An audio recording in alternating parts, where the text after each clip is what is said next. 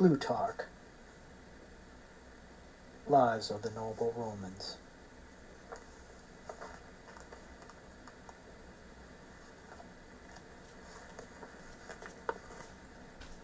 Cicero.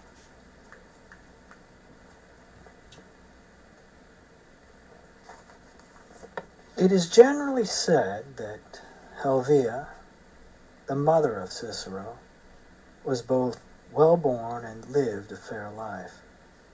But of his father nothing is reported but in extremes.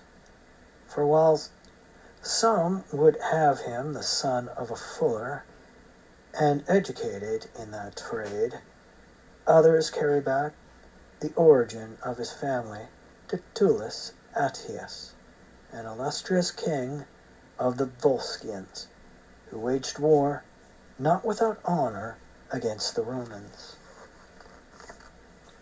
However, he who first of that house was surnamed Cicero seems to have been a person worthy to be remembered, since those who succeeded him not only did not reject, but were fond of that name, though vulgarly made a matter of reproach.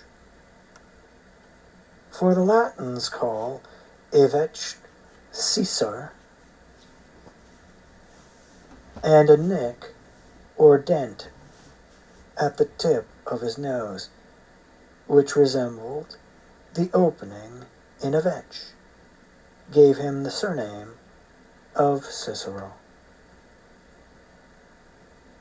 Cicero, whose story I am writing, is said to have replied with spirit to some of his friends who recommended him to lay aside or change the name when he first stood for office and engaged in politics, that he would make it his endeavor to render the name of Cicero more glorious than that of the Scaurae or Catuli.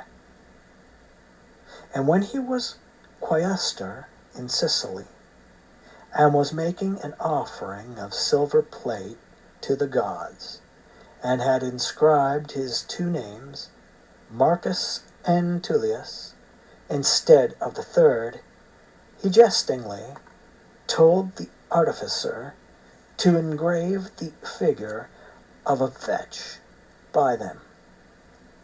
Thus much is told us about his name.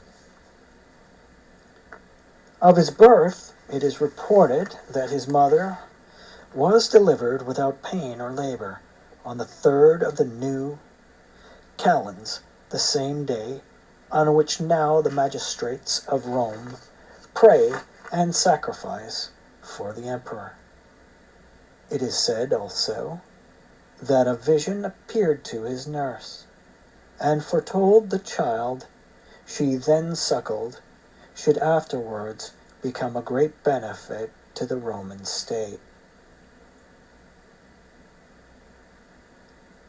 To such presages, which might in general be thought mere fancies and idle talk, he himself ere long gave the credit of true prophecies.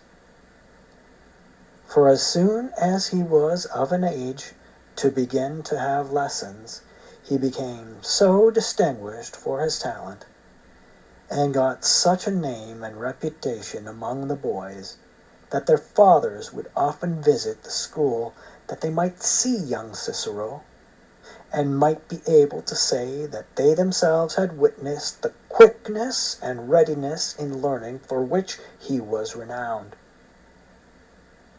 And the more rude among them used to be angry with their children to see them, as they walked together, receiving Cicero with respect into the middle place. And being as Plato would have the scholar-like and philosophical temper, eager for every kind of learning, and indisposed to not description of knowledge or instruction, he showed, however, a more peculiar propensity to poetry, and there is a poem now extant made by him when a boy, in Tetrameter verse, called Pontius Glaucus, and afterwards, when he applied himself more curiously to these accomplishments, he had the name of being not only the best orator, but also the best poet of Rome. And the glory of his rhetoric still remains, notwithstanding the many new modes in speaking since his time.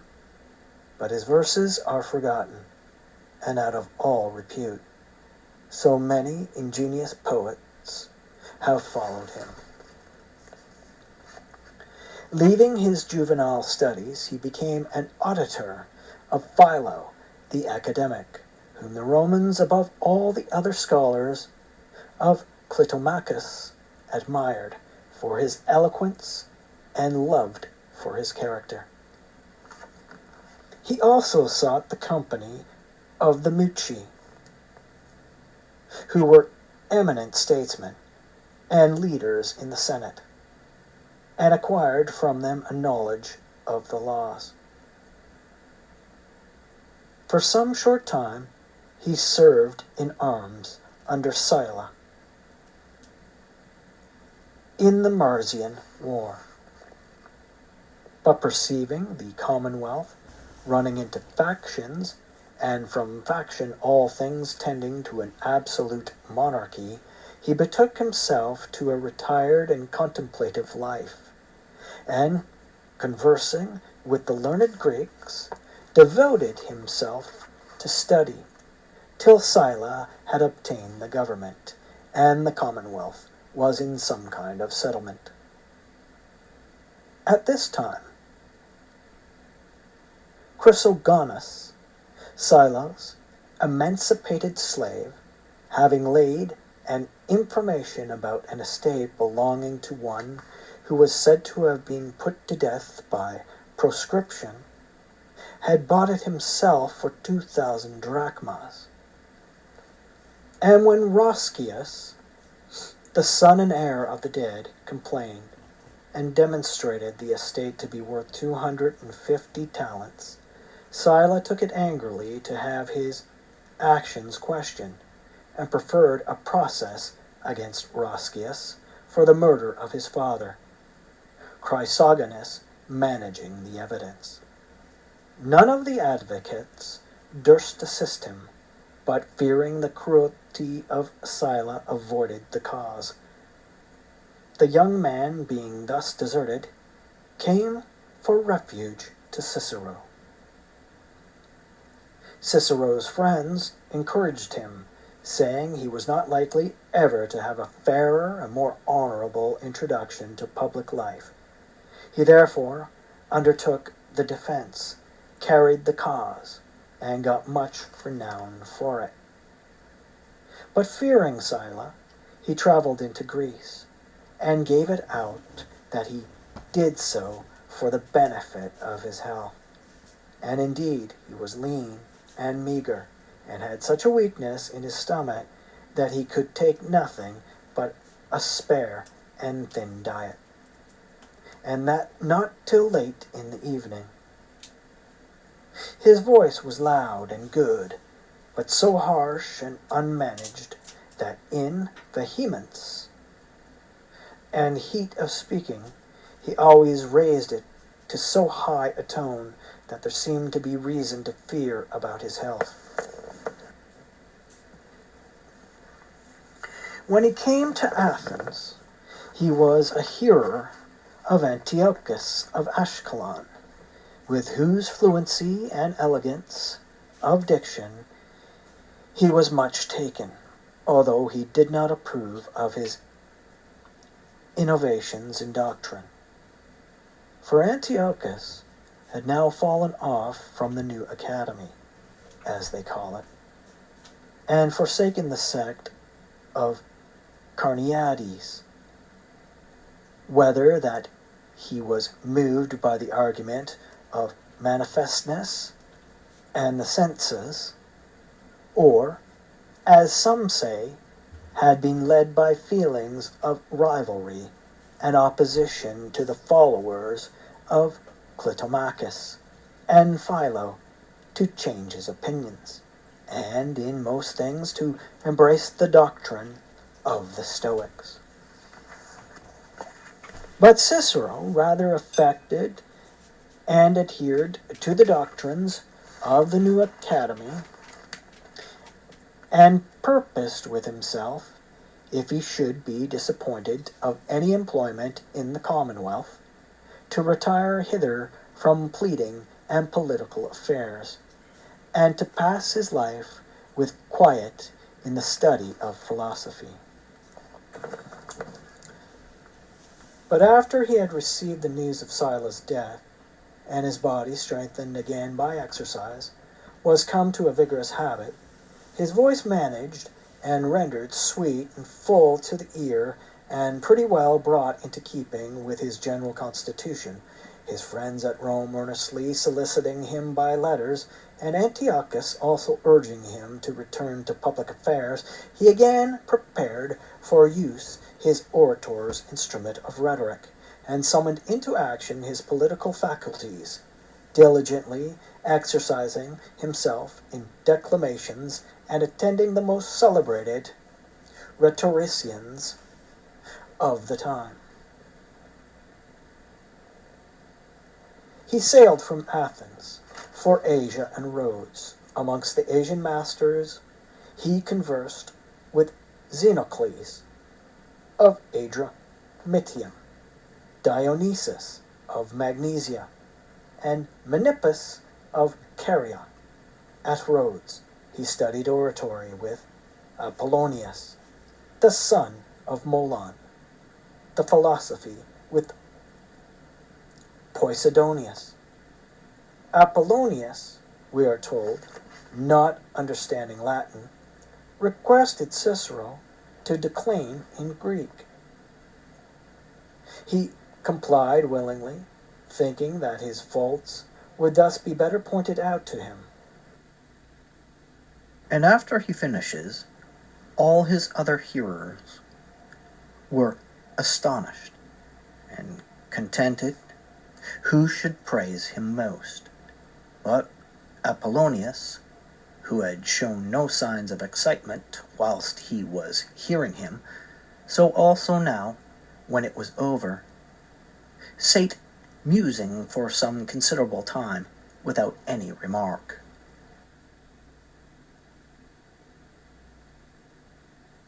And when Cicero was discomposed at this, he said, "You have my praise and admiration, Cicero, and Greece my pity and commiseration, since those arts and that eloquence, which are the only glories that remain to her, will now be transferred by you to Rome."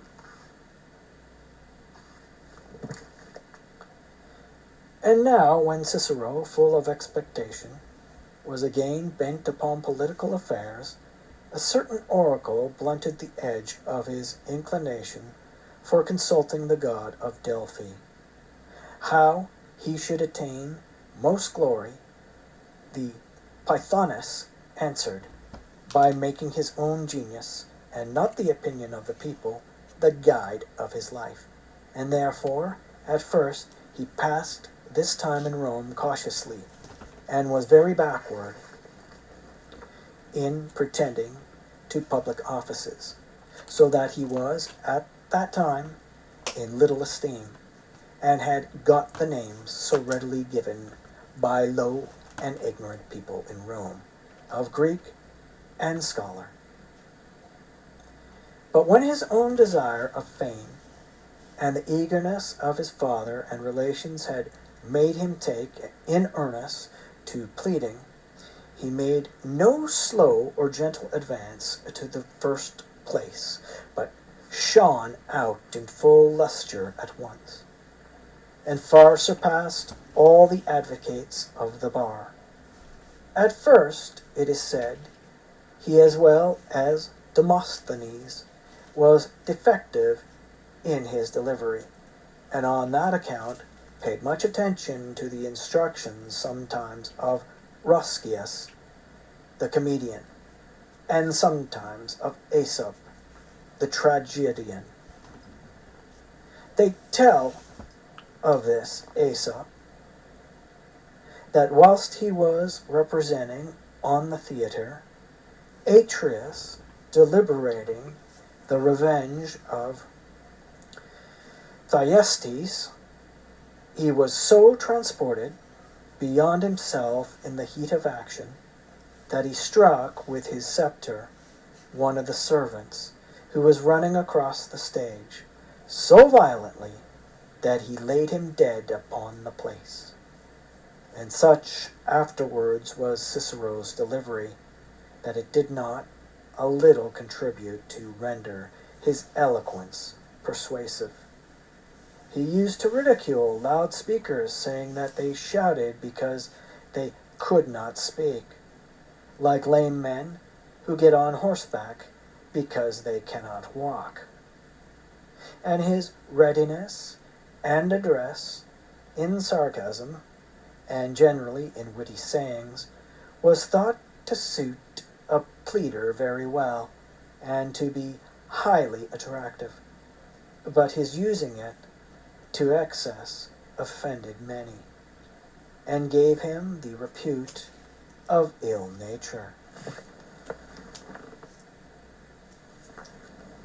He was appointed quaestor in a great scarcity of corn, and had Sicily for his province, where, though at first he displeased many by compelling them to send in their provisions to Rome, yet after they had had experience of his care, justice, and clemency, they honored him more than ever they did any of their governors before.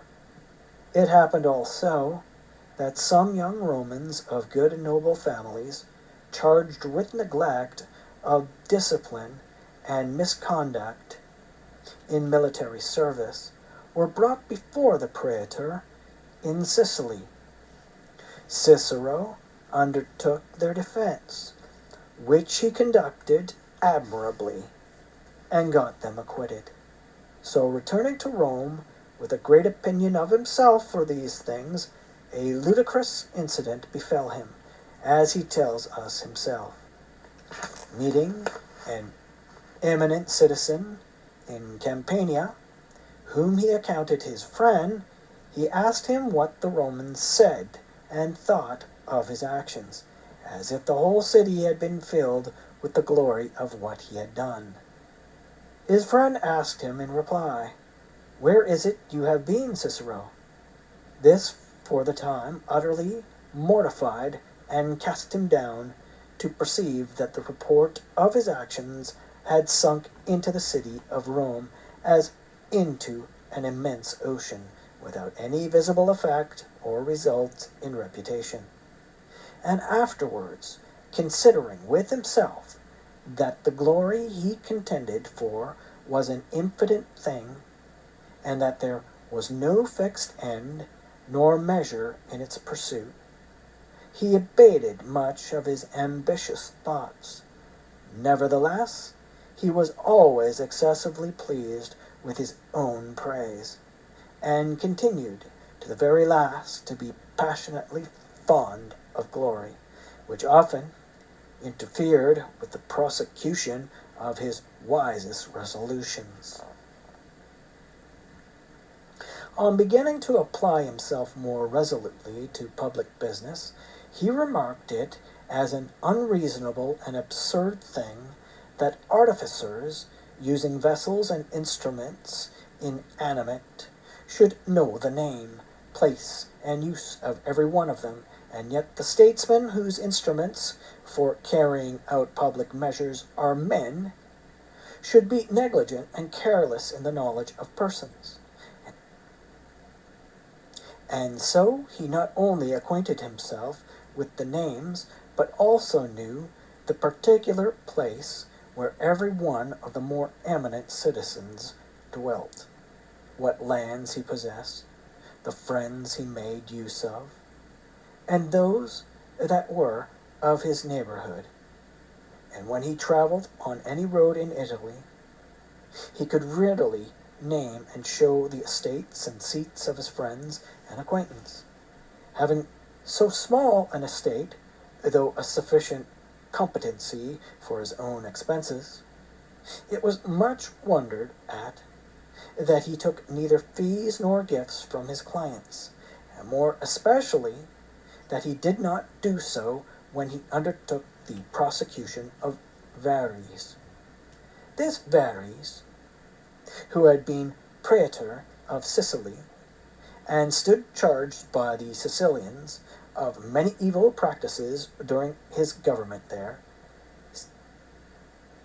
Cicero succeeded in getting condemned, not by speaking, but in a manner by holding his tongue, for the praetors, favoring Varres, had deferred the trial by several adjournments to the last day, in which it was evident there could not be sufficient time for the advocates to be heard, and the cause brought to an issue. Cicero, therefore, came forward and said there was no need of speeches, and after producing and examining witnesses, he required the judges to proceed to sentence. However, many witty sayings are on record as having been used by Cicero on the occasion. When a man named Caecilius, one of the freed slaves, who was said to be given to Jewish practices, would have put by the Sicilians and undertaken the prosecution of Varres, himself Cicero asked, "What has a Jew to do with swine?" Varres being the Roman word for a boar. And when Varres began to reproach Cicero with effeminate living, "You ought," replied he, "to use this language at home to your sons," Varres having a son who had fallen into disgraceful courses. Hortensius, the orator, not daring directly to undertake the defense of Varres, was yet persuaded to appear for him at the laying on of the fine, and received an ivory sphinx for his reward. And when Cicero, in some passage of the speech, obliquely reflected on him, and Hortensius told him he was not skillful in solving riddles, "No," said Cicero, "and yet you have the Sphinx in your house." Varres was thus convicted, though Cicero, who set the fine at 75 myriads, lay under the suspicion of being corrupted by bribery to lessen the sum. But the Sicilians, in testimony of their gratitude, came and brought him all sorts of presents from the island, when he was idle, of which he made no private profit himself, but used their generosity only to reduce the public price of provisions. He had a very pleasant seat at Arpi. He had also a farm near Naples, and another about Pompeii, but neither of any great value. The portion of his wife, Terentia, amounted to 10 myriads, and he had a bequest valued at 9 myriads of denarii. Upon these he lived in a liberal but temperate style, with the learned Greeks and Romans that were his familiars.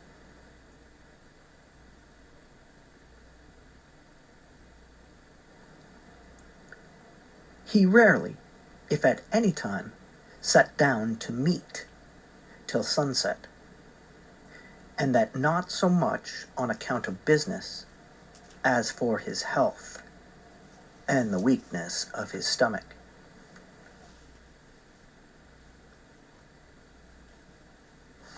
He was otherwise, in the care of his body, nice and delicate, appointing himself, for example, a set number of walks and rubbings.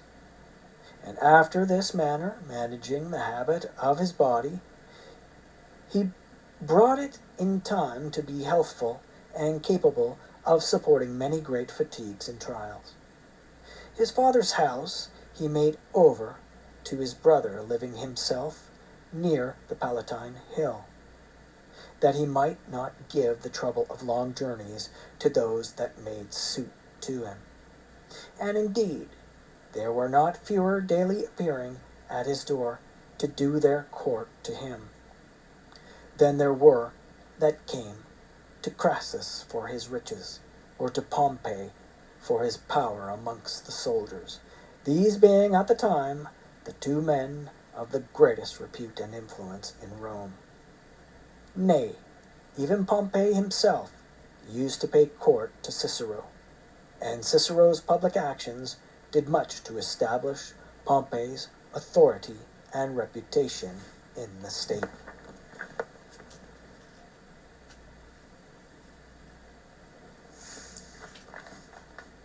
Numerous distinguished competitors stood with him for the praetor's office, but he was chosen before them all, and managed the decision of causes with justice and integrity. It is related that Licinius Macer, a man himself of great power in the city, and supported also by the assistance of Crassus, was accused before him of extortion, and that, in confidence, on his own interest, and the diligence of his friends, whilst the judges were debating about the sentence, he went to his house, where hastily trimming his hair, and putting on a clean gown as already acquitted, he was setting off again to go to the forum, but at his hall door, meeting Crassus, who told him that he was condemned by all the votes, he went in again, threw himself upon his bed, and died immediately. This verdict was considered very credible to Cicero, as showing his careful management of the courts of justice. On another occasion, Vatinius, a man of rude manners and often insolent in court to the magistrates, who had large swellings on his neck, came before his tribunal and made some request, and on Cicero's desiring further time to consider it, told him that he himself would have made no question about it had he been praetor. Cicero, turning quickly upon him, answered, "But I, you see, have not the neck that you have."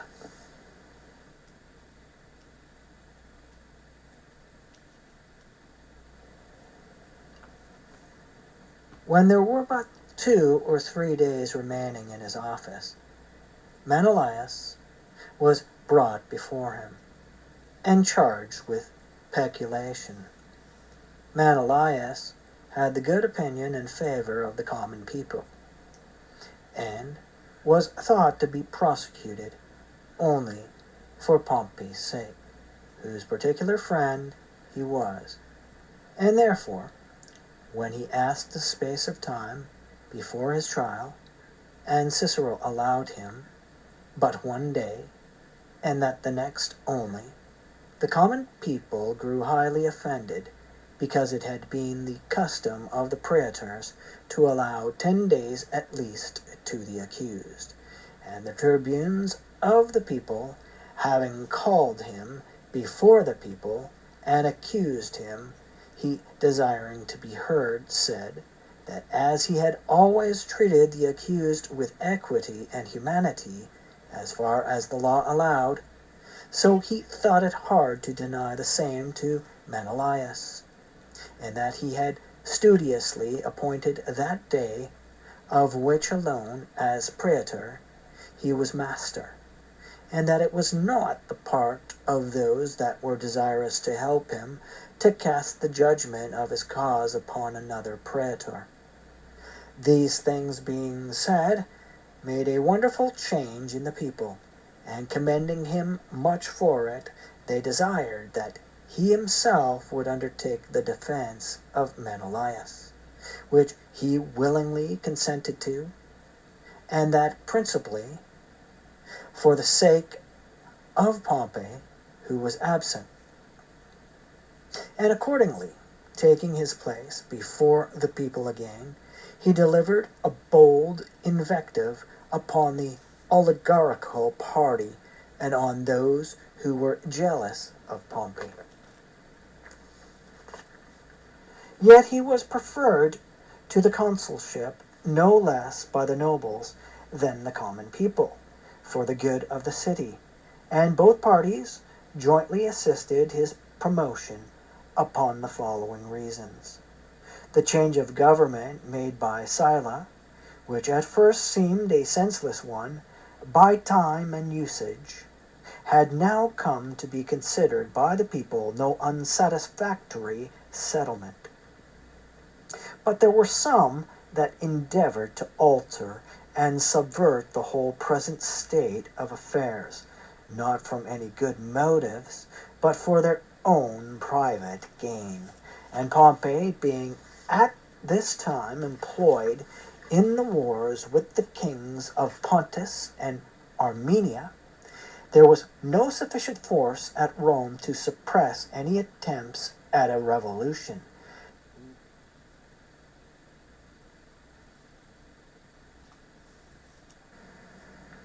These people had for their head a man of bold daring and restless character, Lucius Catilina, who was accused, beside other great offenses, of deflowering his virgin daughter and killing his own brother, for which later crime, fearing to be prosecuted at law, he persuaded Sylla to set him down, as though he were yet alive, amongst those that were to be put to death by proscription. This man, the profligate citizens, choosing for their captain, gave faith to one another, amongst other pledges, by sacrificing a man and eating of his flesh. And a great part of the young men of the city were corrupted by him, he providing for everyone pleasures, drink, and women, and profusely supplying the expense of these debauches. Etruria, moreover, had all been excited to revolt, as well as a great part of Gaul within the Alps. But Rome itself was in the most dangerous inclination to change on account of the unequal distribution of wealth and property, those of highest rank and greatest spirit having impoverished themselves by shows, entertainments, ambition of offices, and sumptuous buildings, and the riches of the city having thus fallen into the hands of mean and low-born persons, so that there wanted but a slight impetus to set all in motion, it being in the power of every daring man to overturn a sickly commonwealth. Catilina, however, being desirous of procuring a strong position to carry out his designs, stood for the consulship, and had great hopes of success, thinking he should be appointed with Caius Antonius as his colleague, who was a man fit to lead neither in a good cause nor in a bad one, but might be a valuable accession to another's power. These things, the greatest part of the good and honest citizenship apprehending, put Cicero upon standing for the consulship, whom the people readily receiving, Catilina was put by, so that he and Caius Antonius were chosen, although amongst the competitors he was the only man descended from a father of an equestrian and not of the senatorial order. Though the designs of Catalina were not yet publicly known, yet considerable preliminary troubles immediately followed upon Cicero's entrance upon the consulship. For on the one side, those who were disqualified by the laws of Sylla from holding any public office, being neither inconsiderable in power nor in number, came forward as candidates, and caressed the people for them, speaking many things truly and justly against the tyranny of Sylla. Only that they disturbed the government at any improper and unseasonable time. On the other hand, the tribunes of the people proposed laws to the same purpose, constituting a commission of 10 persons with unlimited powers, in whom, as supreme governors, should be vested the right of selling the public lands of all Italy and Syria and Pompey's new conquest, of judging and banishing whom they pleased, of planting colonies, of taking moneys out of the treasury, and of levying and paying what soldiers should be thought needful.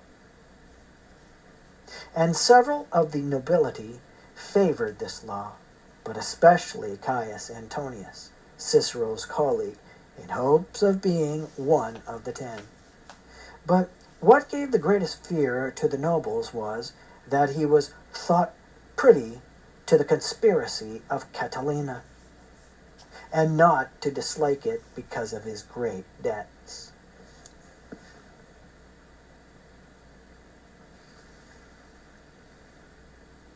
Cicero, endeavoring, in the first place, to provide a remedy against this danger, procured a decree assigning to him the province of Macedonia, he himself declining that of Gaul, which was offered to him. And this piece of favor so completely won over Antonius that he was ready to second and respond to, like a hired player, whatever Cicero said for the good of the country. And now, having made his colleague thus tame and tractable, he could with greater courage attack the conspirators. And therefore, in the Senate, making an oration against the law of the 10 commissioners, he also confounded those who proposed it, and they had nothing to reply. And when they again endeavored, and having prepared things beforehand, had called the consuls before the assembly of the people, Cicero, fearing nothing, went first out, and commanded the Senate to follow him, and not only succeeded in throwing out the law, but so entirely overpowered the tribunes by his oratory, that they abandoned all thought of their other projects.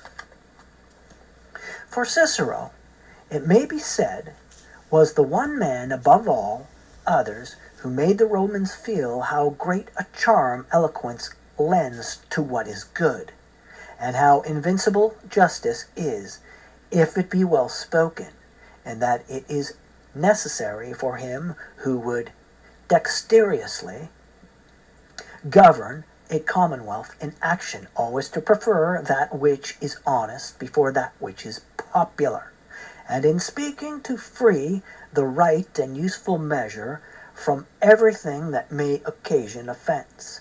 An incident occurred in the theater during his consulship which showed what his speaking could do. For whereas formerly the knights of Rome were mingled in the theater with the common people, and took their places among them, as it happened, Marcus Otho, when he was praetor, was the first to distinguish them from the other citizens, and appointed them a proper seat, which they still enjoy as their special place in the theater. This the common people took as an indignity done to them, and therefore, when Otho appeared in the theater, they hissed him. The knights, on the contrary, received him with loud clapping. The people repeated and increased their hissing. The knights continued their clapping. Upon this, Turning upon one another, they broke out into insulting words, so that the theatre was in great disorder. Cicero, being informed of it, came himself to the theatre, and summoning the people into the temple of Bellona, he so effectually chid and chastised them for it. And again returning into the theatre, they received Otho with great applause, contending with the knights who should give him the greatest demonstrations of honor and respect.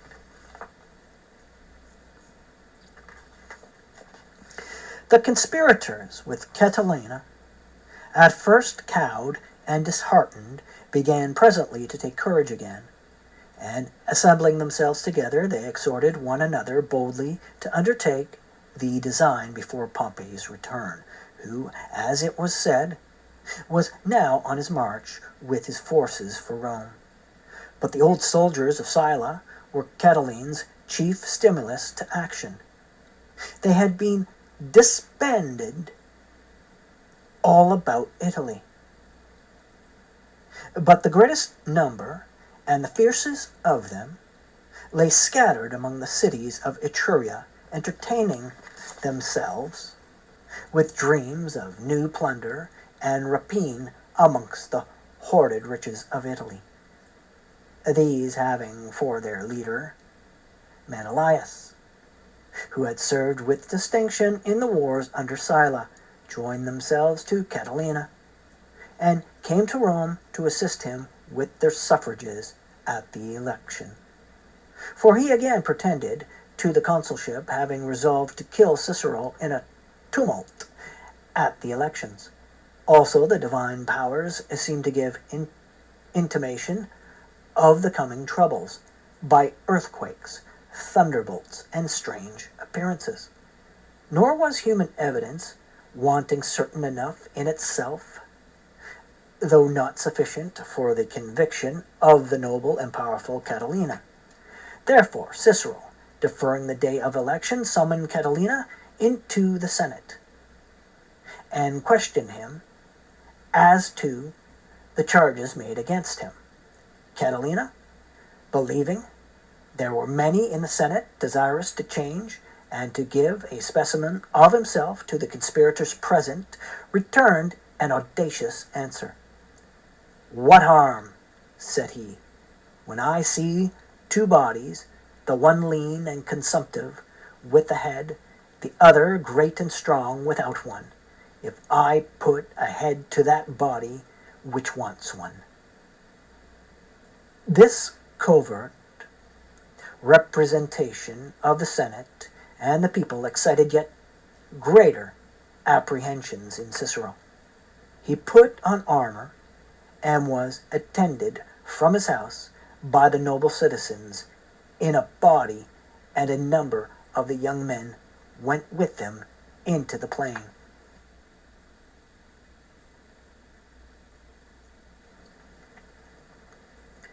Here, designedly, letting his tunic slip partly off from his shoulders, he showed his armor underneath, and discovered his danger to the spectators, who, being much moved at it, gathered round about him for his defense.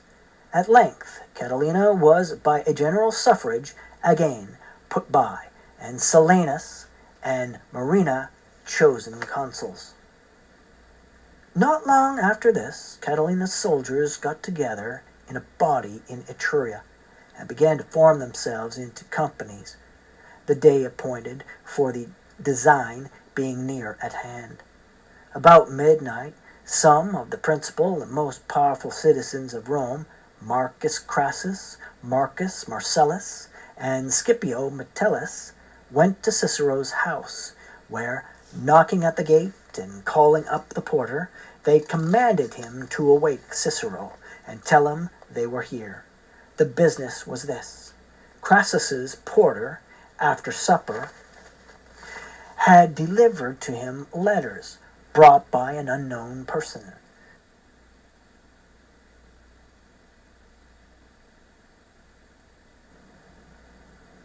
Some of them were directed to others, but one to Crassus. Without a name, this only Crassus read, which informed him that there was a great slaughter intended by Catilina, and advised him to leave the city.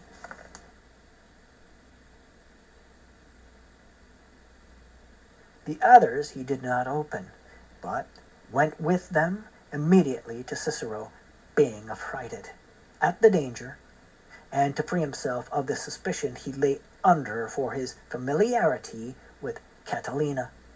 Cicero, considering the matter, summoned the Senate at break of day.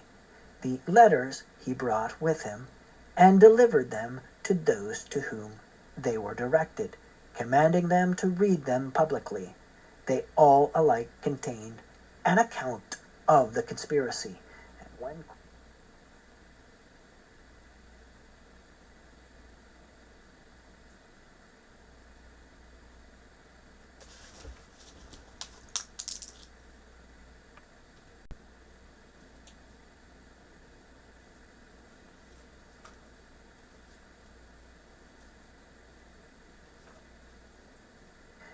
Quintus Arrius, a man of praetorian dignity, recounted to them how soldiers were collecting in companies in Etruria, and Manlius, stated to be in motion with a large force, hovering about those cities in expectation of intelligence from Rome, the Senate made a decree to place all in the hands of the consuls, who should undertake the conduct of everything, and do their best to save the state.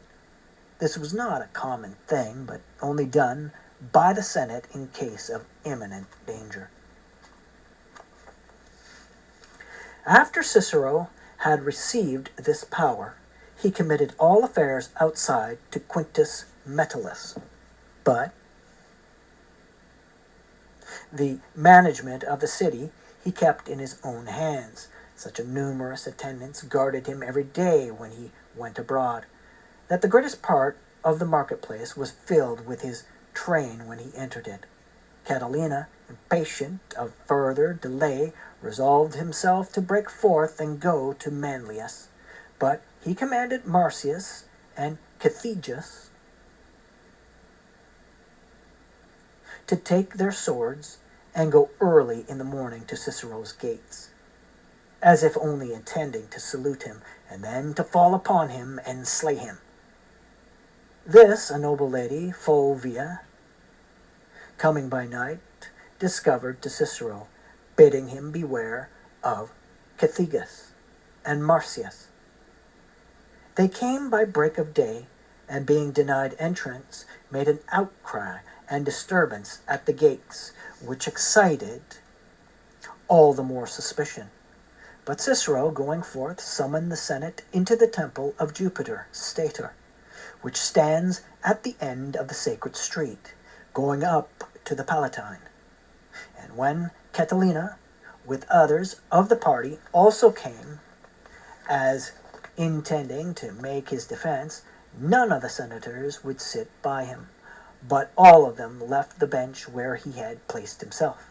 And when he began to speak, they interrupted him with outcries. At length Cicero, standing up, commanded him to leave the city, for since one governed the commonwealth with words, the other with arms, it was necessary there should be a wall betwixt them. Catilina, therefore, immediately left the town, and 300 armed men, and assuming, as if he had been a magistrate, the rods, axes, and military ensigns, he went to Manlius, and having got together a body of near 20,000 men, with these he marched to the several cities, endeavoring to persuade or force them to revolt. So it began now, come to open war. Antonius was sent forth to fight him.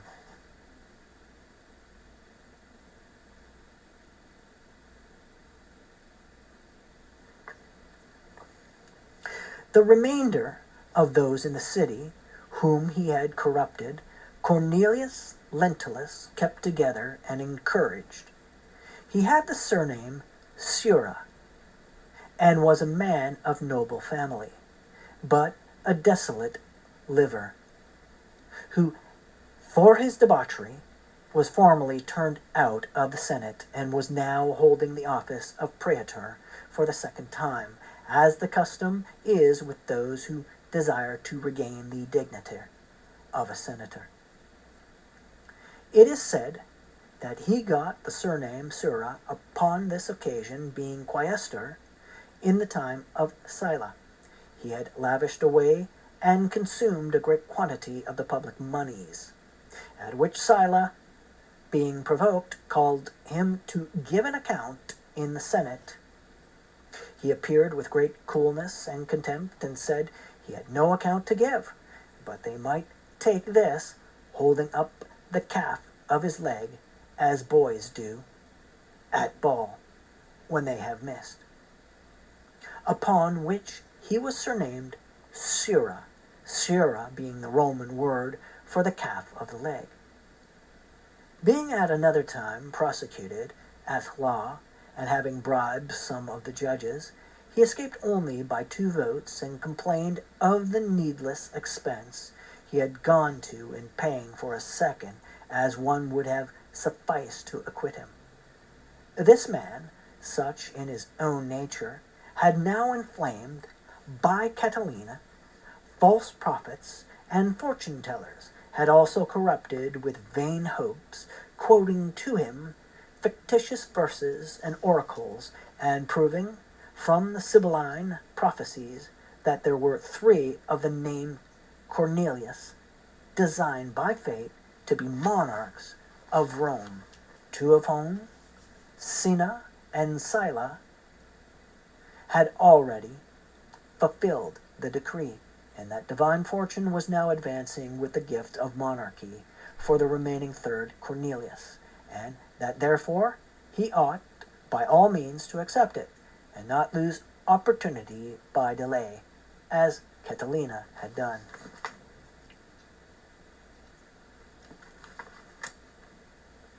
Lentulus, therefore, designed no mean or trivial matter, for he had resolved to kill the whole Senate and as many other citizens as he could, to fire the city and spare nobody, except only Pompey's children, intending to seize and keep them as pledges of his reconciliation with Pompey. For there was then a common and strong report that Pompey was on his way homeward from his great expedition. The night appointed for the design was one of the Saturnalia. Swords, flax, and sulphur they carried and hid in the house of Cathegus. And providing 100 men, and dividing the city into as many parts, they had allotted to every one singly his proper place, so that in a moment, many kindling the fire, the city might be in a flame altogether. Others were appointed to stop up the aqueducts, and to kill those who should endeavor to carry water to put it out. Whilst these plans were preparing, it happened there were 2 ambassadors from the Allobroges staying in Rome, a nation at that time in a distressed condition, and very uneasy under the Roman government. These Lentulus and his party, judging useful instruments to move and seduce Gaul to revolt, admitted into the conspiracy, and they gave them letters to their own magistrates, and letters to Catilina. In those they promised liberty. In these they exhorted Catilina to set all slaves free, and to bring them along with him to Rome. They sent also, to accompany them to Catilina, one Titus, a native of Croton, who was to carry those letters to him. These consuls of inconsidering men, who conversed over wine and with women, Cicero watched with sober industry and forethought, and with most admirable sagacity, having several emissaries abroad, who observed and traced with him all that was done, and keeping also a secret correspondence with many who pretended to join in the conspiracy. He thus knew all the discourse which passed betwixt them and the strangers, and lying in wait for them by night, he took the Cretonian with his letters, the ambassadors of the Allobroges acting secretly in concert with him.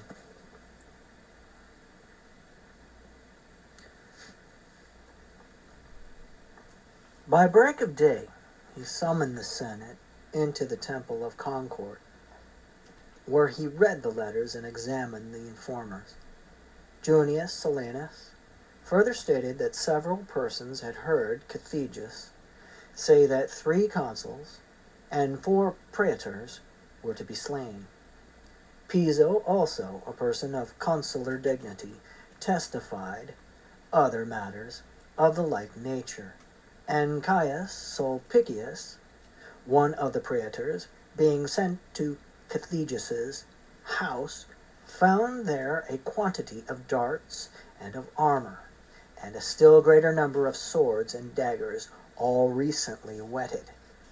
At length, the Senate, decreeing indemnity to the Cretonian upon his confession of the whole matter, Lentulus was convicted, abjured his office, for he was then praetor, and put off his robe edged with purple in the Senate, changing it for another garment more agreeable to his present circumstances. He thereupon, with the rest of his confederates present, was committed to the charge of the praetors in free custody. It being evening, and the common people in crowds expecting without, Cicero went forth to them, and told them what was done, and then, attended by them, went to the house of a friend and near neighbor, for his own was taken up by the women who were celebrating with secret rites the feast of the goddess, whom the Romans call the Good, and the Greeks the Woman's Goddess. For a sacrifice is annually performed to her in the consul's house, either by his wife or mother, in the presence of the Vestal Virgins, and having got into his friend's house privately, a few only being present, he began to deliberate how he should treat these men.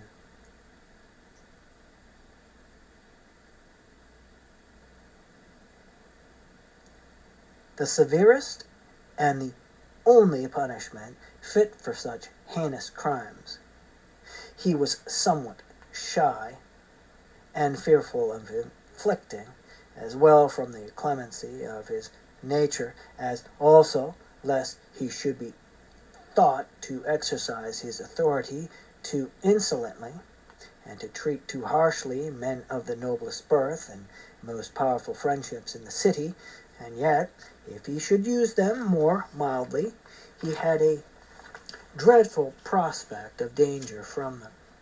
For there was no likelihood, if they suffered less than death, they would be reconciled, but rather adding new rage to their former wickedness. They would rush into every kind of audacity, while he himself, whose character for courage already did not stand very high with the multitude, would be thought guilty of the greatest cowardice and want of manliness. While Cicero was doubting what course to take, a portent happened to the women in their sacrificing. For on the altar, where the fire seemed wholly extinguished, a great and bright flame issued forth from the ashes of the burnt wood, at which others were affrighted. But the holy virgins called to Terentia, Cicero's wife, and bade her haste to her husband, and command him to execute what he had resolved for the good of his country. For the goddess had sent a great light to the increase of his safety and glory. Terentia, therefore, as she was otherwise in her own nature neither tender-hearted nor timorous, but a woman eager for distinction, who, as Cicero himself says, would rather thrust herself into his public affairs than communicate her domestic matters to him, told him these things, and excited him against the conspirators.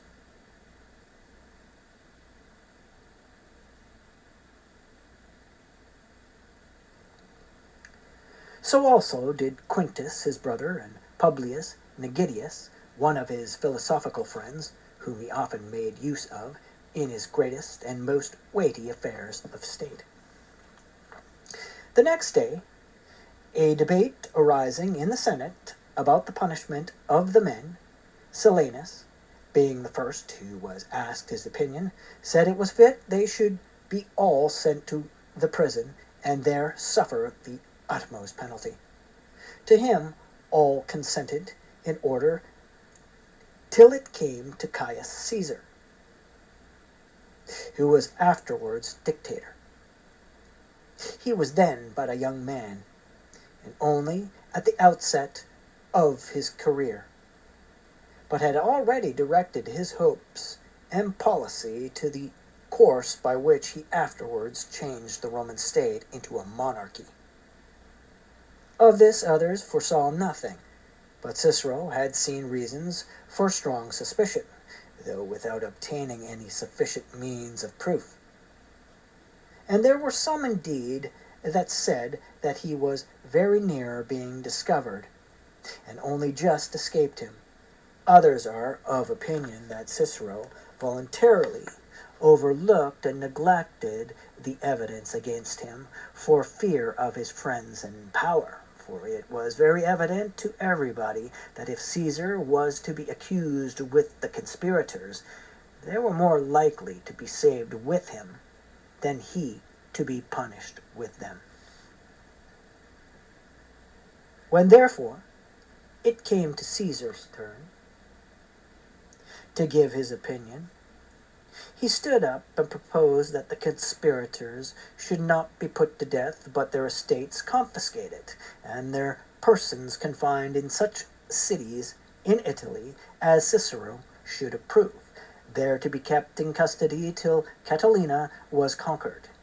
To this sentence, as it was the most moderate, and he that delivered it a most powerful speaker, Cicero himself gave no small weight, for he stood up, and turning the scale on either side, spoke in favor partly of the former, partly of Caesar's sentence. And all Cicero's friends judging Caesar's sentence most expedient for Cicero, because he would incur the less blame if the conspirators were not put to death, chose rather the latter, so that Silanus, also changing his mind, retracted his opinion, and said he had not declared for capital, but only the utmost punishment, which to a Roman senator is imprisonment.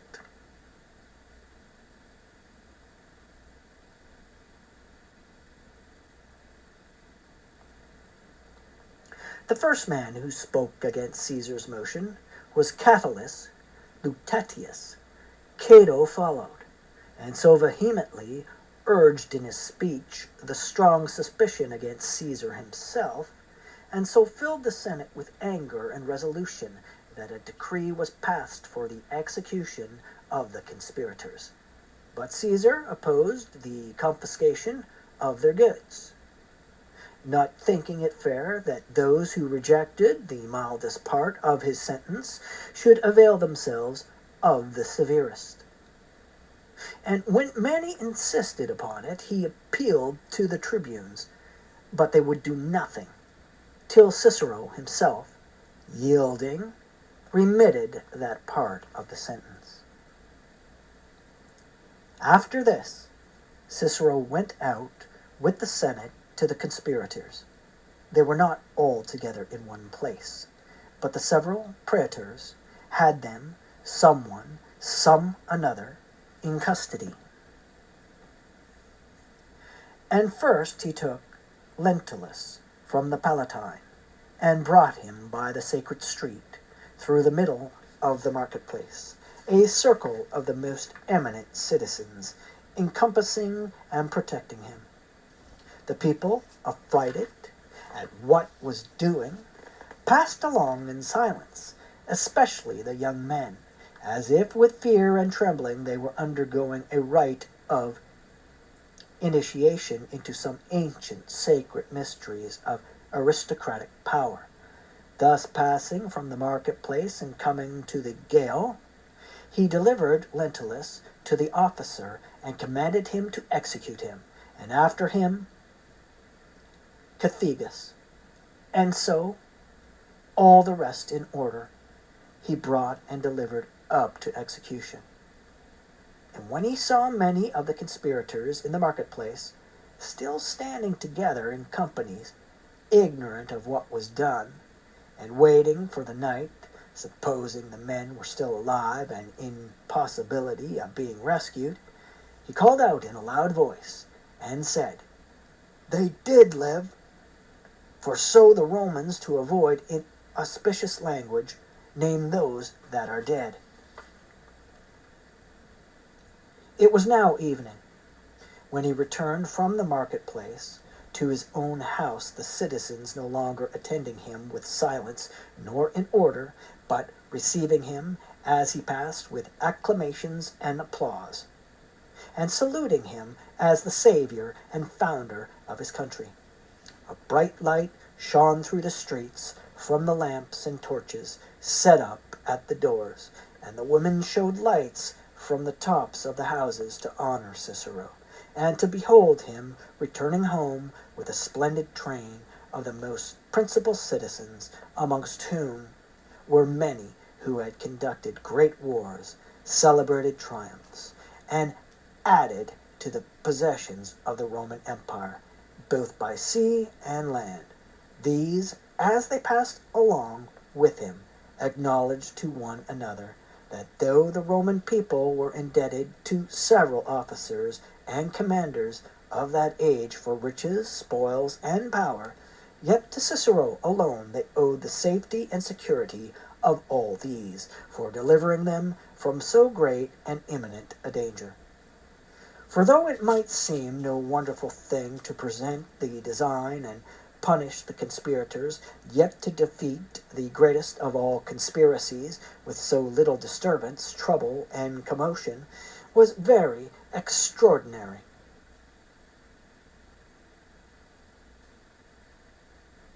For the greater part of those who had flocked into Catalina, as soon as they heard the fate of Lentulus and Cethegus, left and forsook him, and he himself, with his remaining forces, joining battle with Antonius, was destroyed with his army.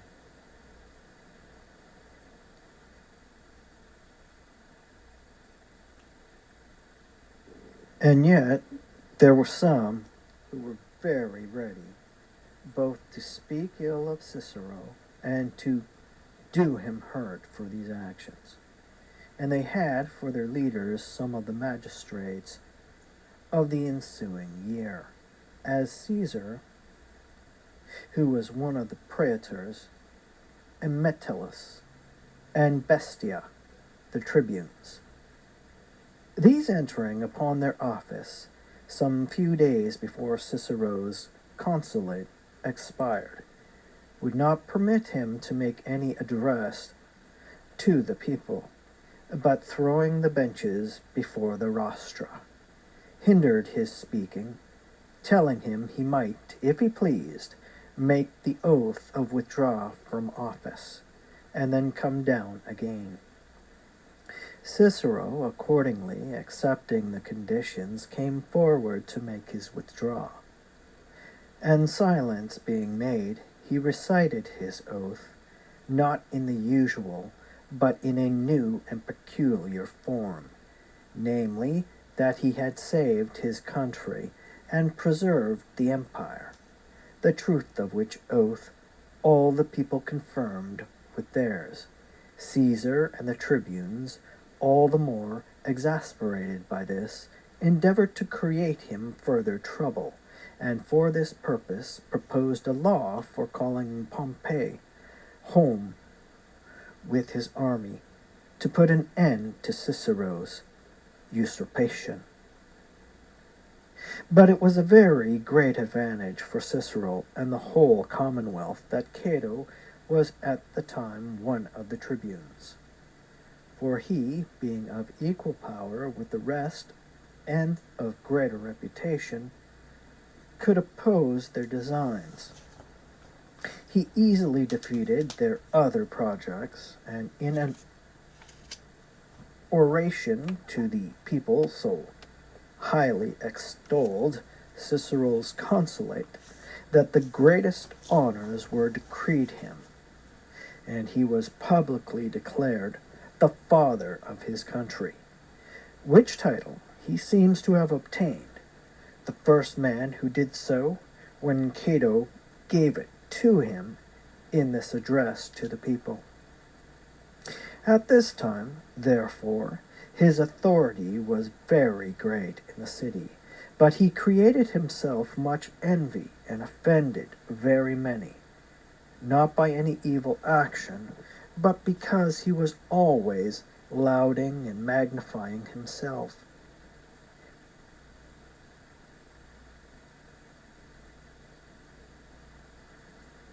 For neither senate nor assembly of the people nor court of judicature could meet in which he was not heard to talk of Catilina and Lentulus.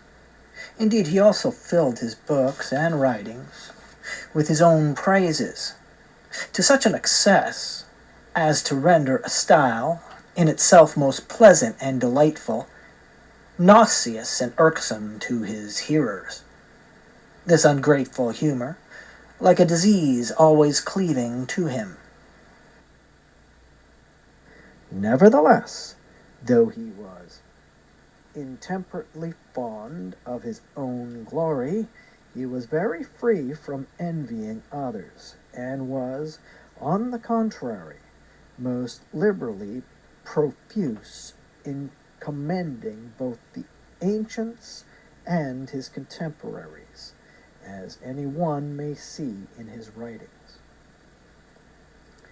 And many such sayings of his are also remembered, as that he called Aristotle a river of flowing gold, and said of Plato's dialogues that if Jupiter were to speak, it would be in language like theirs. He used to call Theophrastus his special luxury, and being asked which of Demosthenes' orations he liked best, he answered the longest.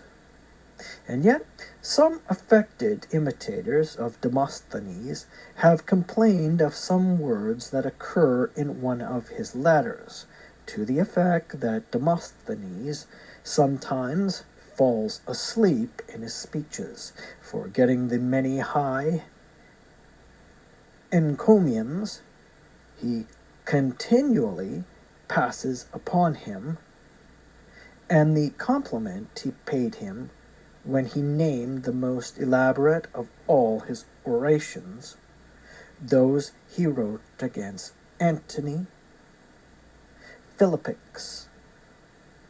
And as for the eminent men of his own time, either in eloquence or philosophy, there was not one of them whom he did not, by writing or speaking favorably of him, render more illustrious. He obtained of Caesar, when in power, the Roman citizenship for Cratopus, the Peripatetic, and got the court of Areopagus by public decree, to request his stay at Athens, for the instruction of their youth and the honor of their city. There are letters extant from Cicero to Herodes, and others to his son, in which he recommends the study of philosophy under Cratopus. There is one in which he blames Gorgias, the rhetorician, for enticing his son into luxury and drinking, and therefore forbids him his company. And this, and one other, to Pelops, the Byzantine, are the only two of his Greek epistles which seem to be written in anger. In the first, he justly reflects on Gorgias, if he were what he was thought to be, a dissolute and profligate character.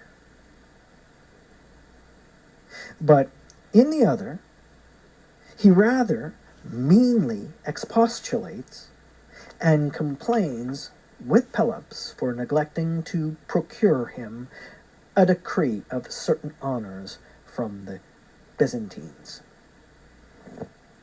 Another illustration of his love of praise is the way in which sometimes, to make his orations more striking, he neglected decorum and dignity.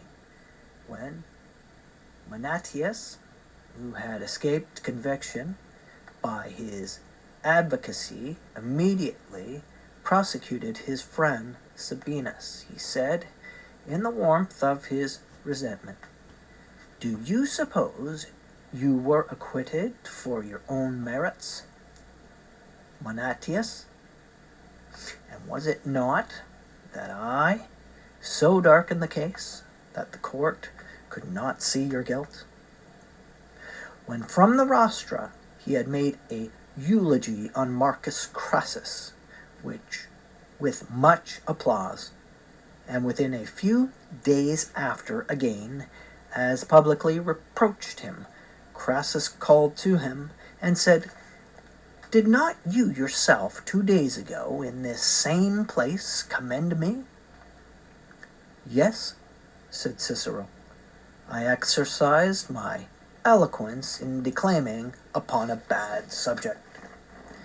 At another time Crassus had said that no one of his family had ever lived beyond 60 years of age, and afterwards denied it, and asked, "What should put it into my head to say so?" "It was to gain the people's favor," answered Cicero. "You knew how glad they would be to hear it." When Crassus expressed admiration of the Stoic doctrine that the good man is always rich, "Do you not mean," said Cicero, "their doctrine that all things belong to the wise?"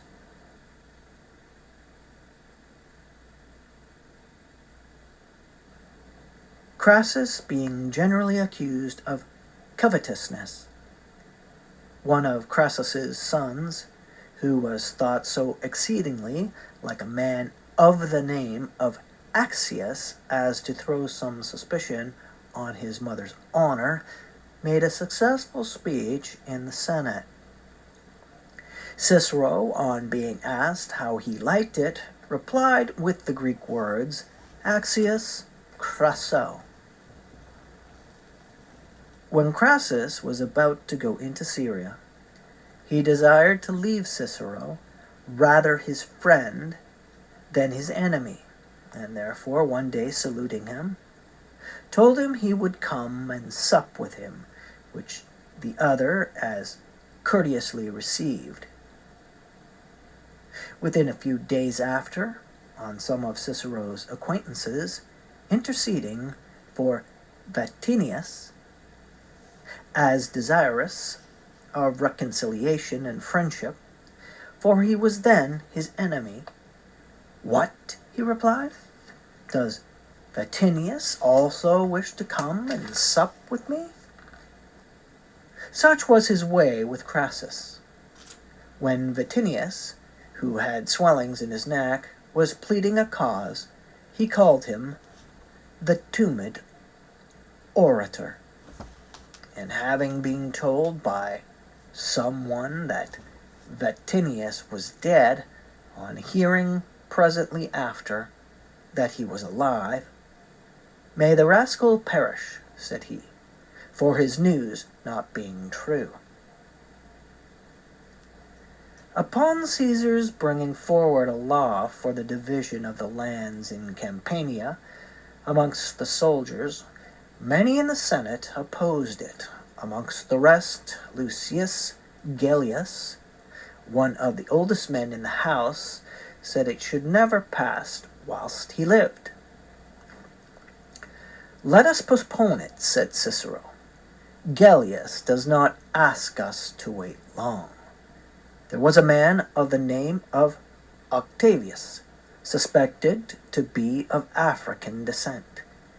He once said, when Cicero was pleading, that he could not hear him. Yet there are holes, said Cicero, in your ears.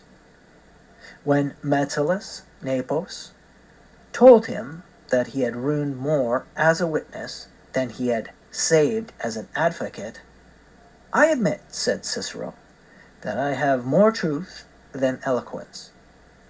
To a young man who was suspected of having given a poisoned cake to his father, and who talked largely of the invectives he meant to deliver against Cicero, better these, replied he, than your cakes.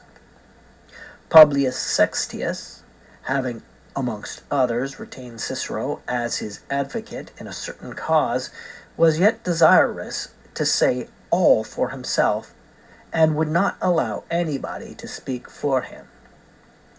When he was about to receive his acquittal from the judges, and the ballots were passing, Cicero called to him, "Make haste, Sextius, and use your prime tomorrow. You will be nobody." He cited Publius Cotta to bear testimony in a certain cause, one who affected to be thought a lawyer, though ignorant and unlearned, to whom, when he had said, "I know nothing of the matter," he answered, "You think perhaps we ask you about a point of law?" To Metellus Nepos, who in a dispute between them repeated several times, "Who was your father, Cicero?" he replied, "Your mother has made the answer to such a question in your case more difficult, Nepos's mother having been of ill repute. The son also was of a giddy, uncertain temper. At one time he suddenly threw up his office of tribune and sailed off into Syria, to Pompey, and immediately after, with as little reason, came back again. He gave his tutor, Philagris, a funeral with more than necessary attention, and then set up the stone figure of a crow over his tomb. This, said Cicero, is really appropriate, as he did not teach you to speak, but to fly about. When Marcus Appius, in the opening of some speech in a court of justice, said that his friend had desired him to employ industry, eloquence, and fidelity in that cause, Cicero answered, "And how have you had the heart not to accede to any one of his requests? To use this sharp raillery against opponents and antagonists in judicial pleading seems allowable rhetoric, but he excited much ill feeling by the readiness to attack any one for the sake of a jest. A few anecdotes of this kind may be added.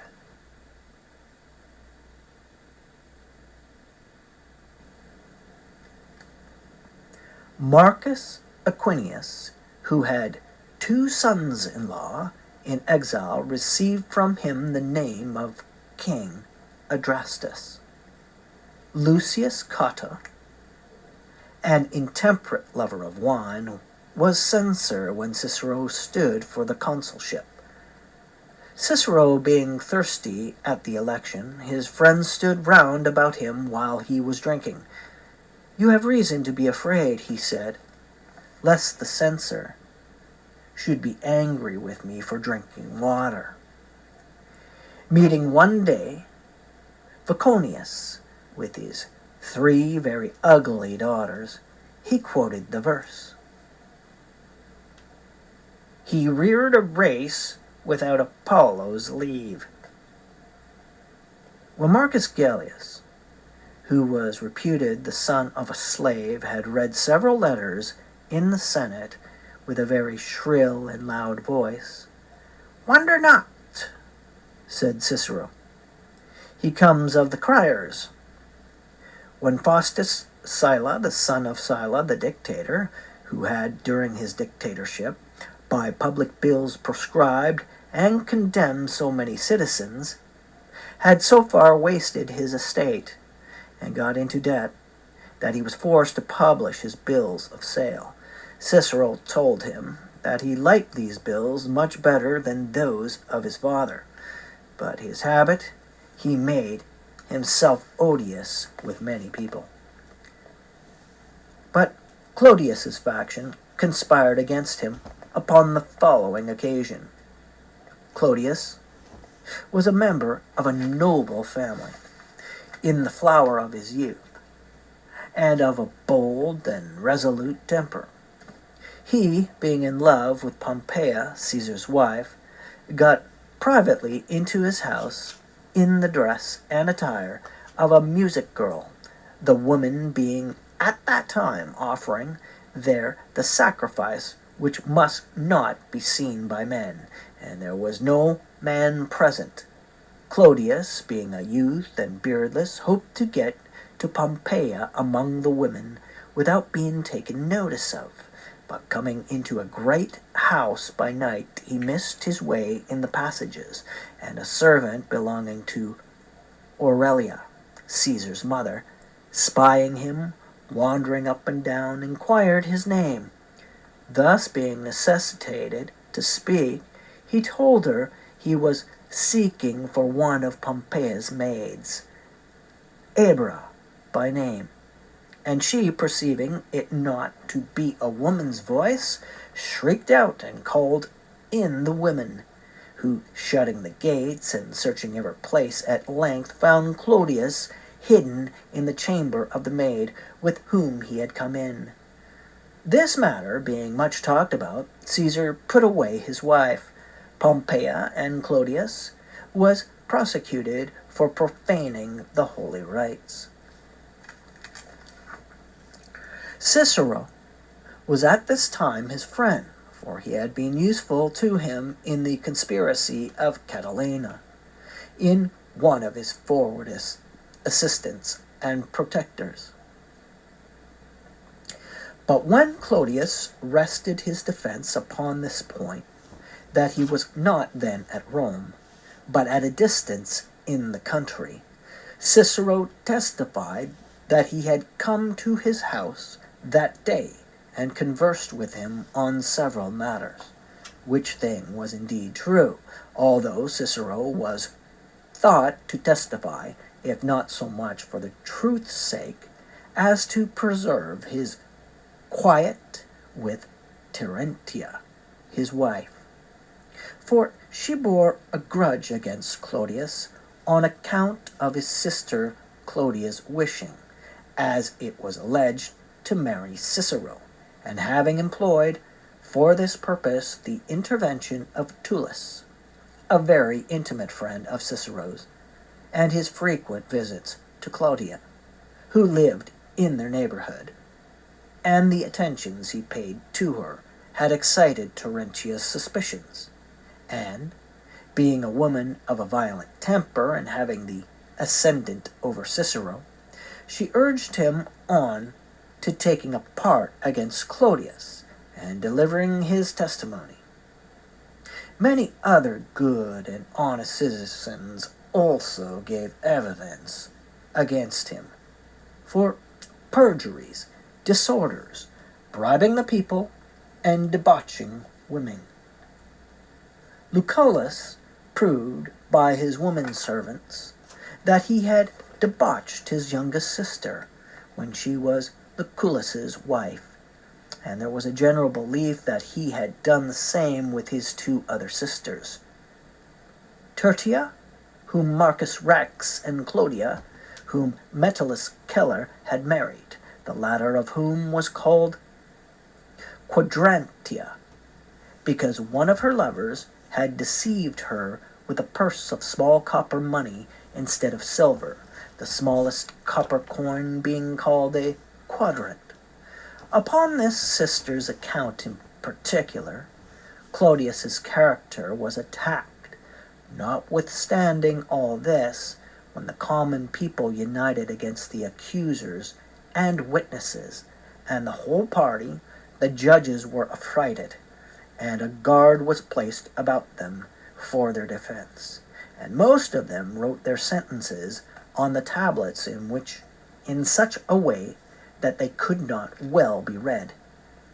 It was decided, however, that there was a majority for his acquittal, and bribery was reported to have been employed, in reference to which Catullus remarked, when he next met the judges, "You were very right to ask for a guard, to prevent your money being taken from you."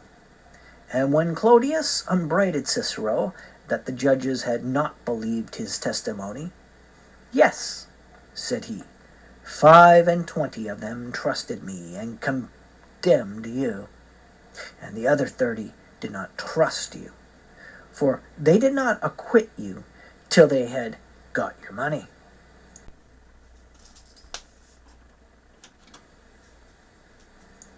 Caesar, though cited, did not give his testimony against Clodius, and declared himself not convinced of his wife's adultery, but that he had put her away because it was fit that Caesar's house should not be only free of the evil fact, but of the fame too.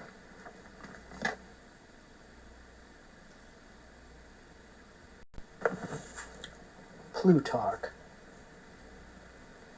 Lives of the Noble Romans.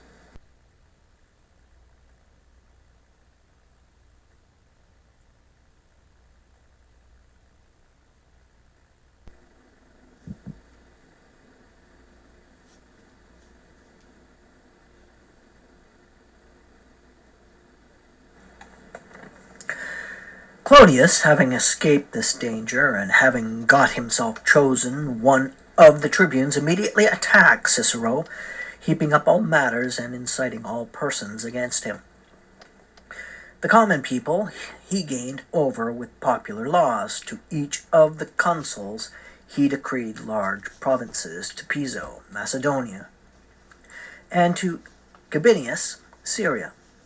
He made a strong party among the indigent citizens to support him in his proceedings, and had always a body of armed slaves about him.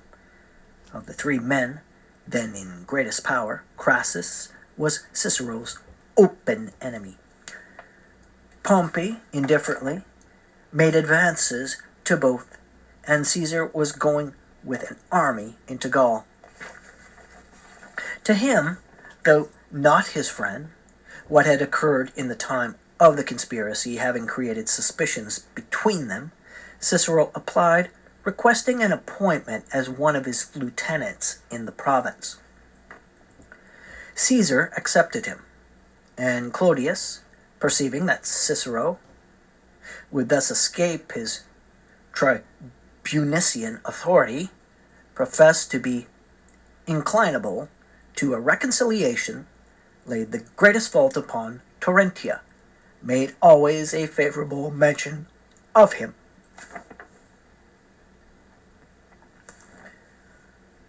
and addressed him with kind expressions, as one who felt no hatred or ill will, but who merely wished to urge his complaints in a moderate and friendly way.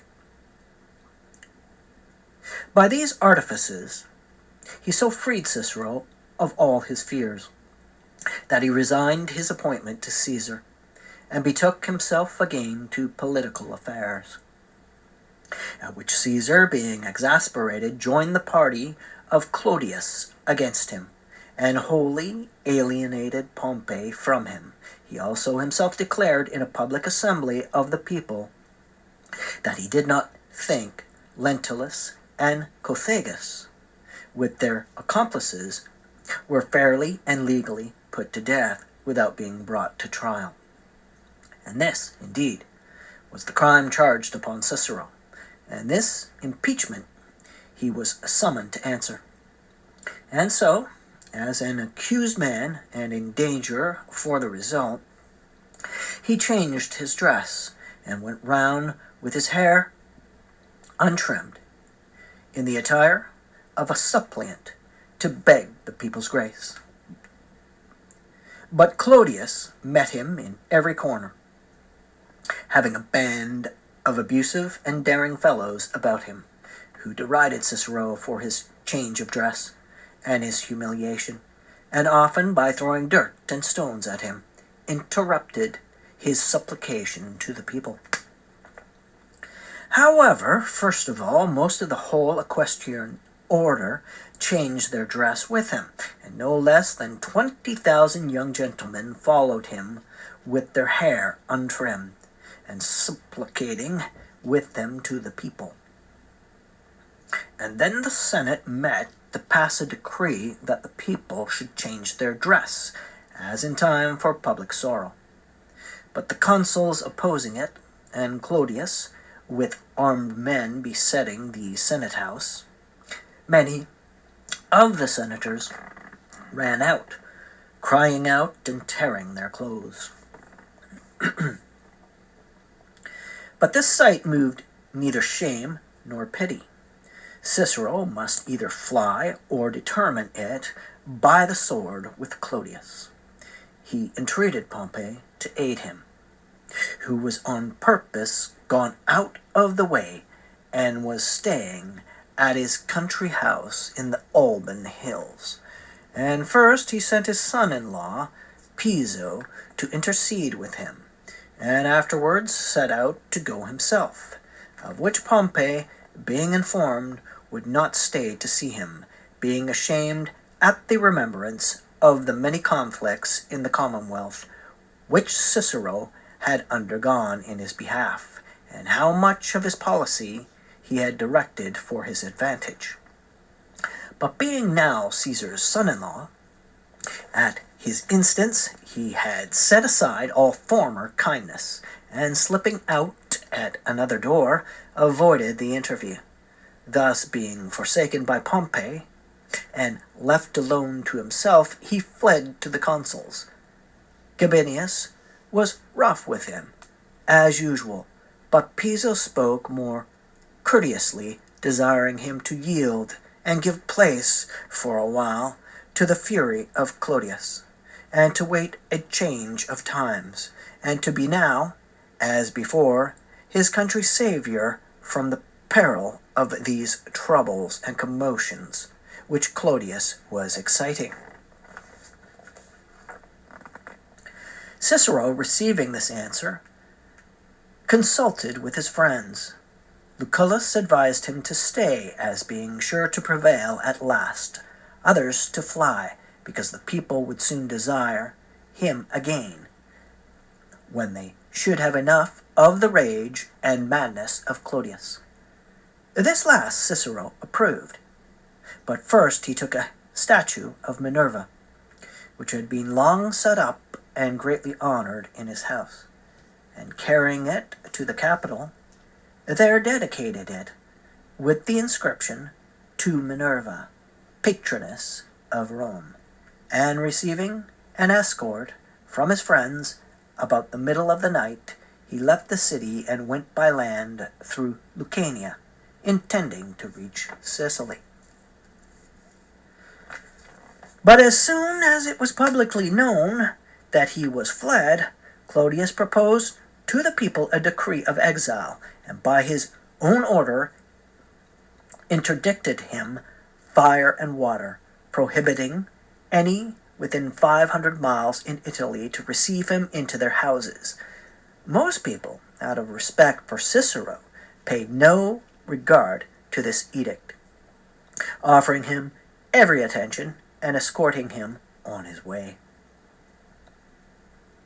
But at Hipponium, a city of Lucania, now called Vibo, one Vibius, a Sicilian by birth, who amongst many other instances of Cicero's friendship, had been made head of the state engineers when he was consul, would not receive him into his house, sending him word he would appoint a place in the country for his reception.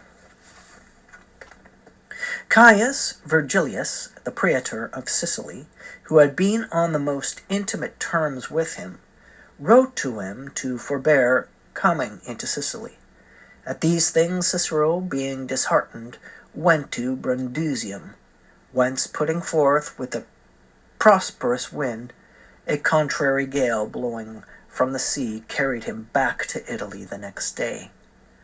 He put again to sea, and having reached Dyrrhachium, on his coming to shore there, it is reported that an earthquake and a convulsion in the sea happened at the same time, signs which the diviners said intimated that his exile would not be long, for these were prognostics of change. Although many visited him with respect, and the cities of Greece contended which should honor him most, he yet continued disheartened and disconsolate, like an unfortunate lover, often casting his looks back upon Italy, and indeed he was become so poor-spirited, so humiliated and dejected by his misfortunes, as none could have expected in a man who had devoted so much of his life to study and learning. And yet he often desired his friends not to call him orator, but philosopher, because he had made philosophy his business, and had only used rhetoric as an instrument for attaining his objects in public life.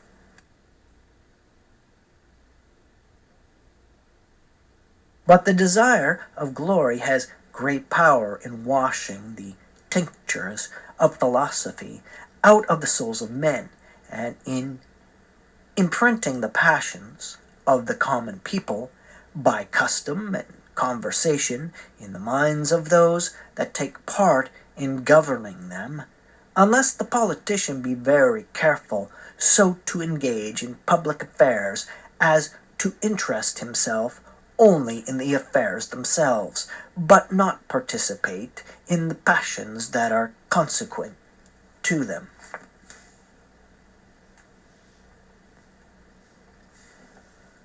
Clodius, having thus driven away Cicero, fell to burning his farms and villas, and afterwards his city house, and built on the site of it a temple to Liberty. The rest of his property he exposed to sale by daily proclamation, but nobody came to buy.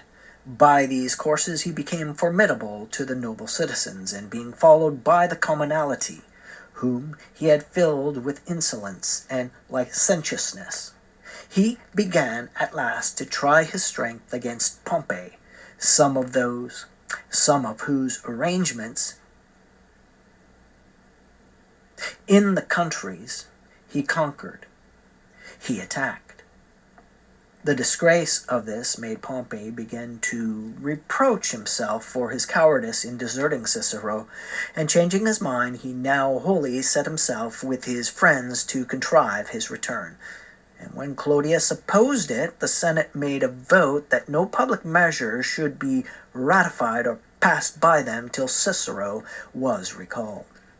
But when Lentulus was consul, the commotions grew so high upon this matter that the tribunes were wounded in the forum, and Quintus Cicero's brother was left as dead, lying unobserved amongst the slain.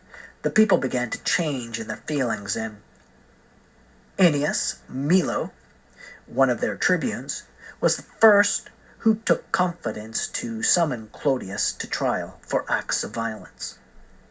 Many of the common people out of neighboring cities formed a party with Pompey, and he went with them, and drove Clodius out of the forum, and summoned the people to pass their vote. And it is said, the people never passed any suffrage more unanimously than this. The Senate, also striving to outdo the people, sent letters of thanks to those cities which had received Cicero with respect in his exile, and decreed that his house and his country places, which Clodius had destroyed, should be rebuilt at the public charge. Thus Cicero returned 16 months after his exile, and the cities were so glad, and people so zealous to meet him, that what he boasted of afterwards, that Italy had brought him on her shoulders home to Rome, was rather less than the truth. And Crassus himself, who had been his enemy before his exile, went then voluntarily to meet him, and was reconciled to please his son Publius, as he said, who was Cicero's affectionate admirer. Cicero had not been long at Rome when, taking the opportunity of Clodius's absence, he went with a great company to the capital, and there tore and defaced the tribunician tables, in which were recorded the acts done in the time of Clodius. And on Clodius calling him in question for this, he answered that he, being of the patrician order, had obtained the office of tribune against law, and therefore nothing done by him was valid. Cato was displeased at this, and opposed Cicero, not that he commended Clodius, but rather disapproved of his whole administration. Yet he contended it was an irregular and violent course for the Senate to vote the illegality of so many decrees and acts, including those of Cato's own government in Cyprus and at Byzantium. This occasioned a breach between Cato and Cicero, which, though it came not to open enmity, it yet made a more reserved friendship between them. After this, Milo killed Clodius, and being arraigned for the murder, he procured Cicero as his advocate. The Senate, fearing lest the questioning of so eminent and high-spirited a citizen as Milo might disturb the peace of the city, committed the superintendence of this and of the other trials to Pompey, who should undertake to maintain the security alike of the city and of the courts of justice.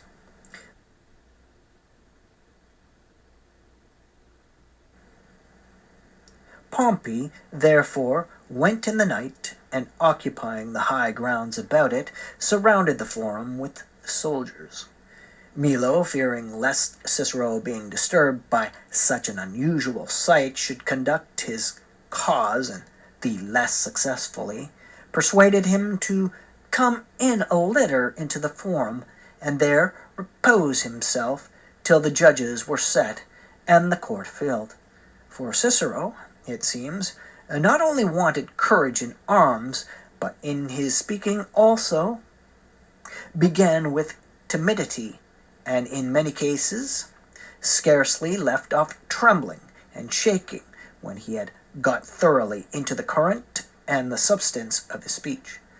Being to defend Licinius Murena against the prosecution of Cato, and being eager to outdo Hortensius, who had made his plea with great applause, he took so little rest that night, and was so disordered with thought and overwatching, that he spoke much worse than usual.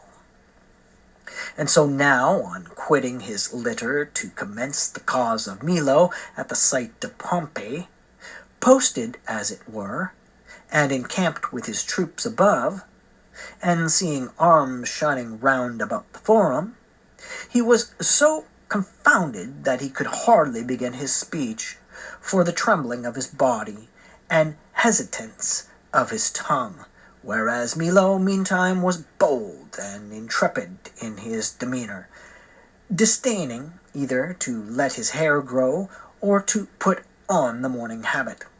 And this, indeed, seems to have been one principal cause of his condemnation.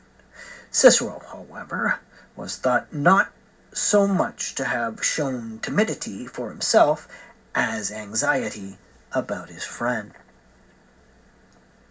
He was made one of the priests whom the Romans call augurs, in the room of Crassus the younger, dead in Parthia. Then he was appointed by lot to the province of Cilicia, and set sail thither with 12,000 foot and 2,600 horse. He had orders to bring back Cappadocia to its allegiance to Ariobarzanes, its king, which settlement he effected very completely, without recourse to arms. And perceiving the Cilicians, by the great loss the Romans had suffered in Parthia, and the commotions in Syria, to have become disposed to attempt a revolt by a gentle course of government, he soothed them back into fidelity. He would accept none of the presents that were offered him by the kings. He remitted the charge of public entertainments, but daily at his own house received the ingenious and accomplished persons of the province, not sumptuously, but liberally. His house had no porter, nor was he ever found in bed by any man, but early in the morning, standing or walking before his door, he received those who came to offer their salutations. He is said never once to have ordered any of those under his command to be beaten with rods or to have their garments rent. He never gave contumelious language in his anger, nor inflicted punishment with reproach.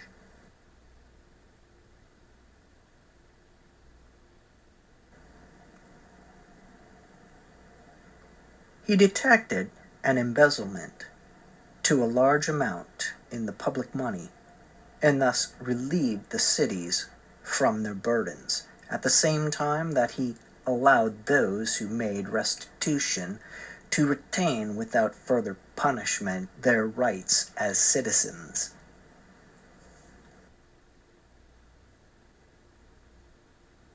He engaged, too, in war, so far as to give a defeat to the banditti who infested Mount Emanus, for which he was saluted by his army imperator.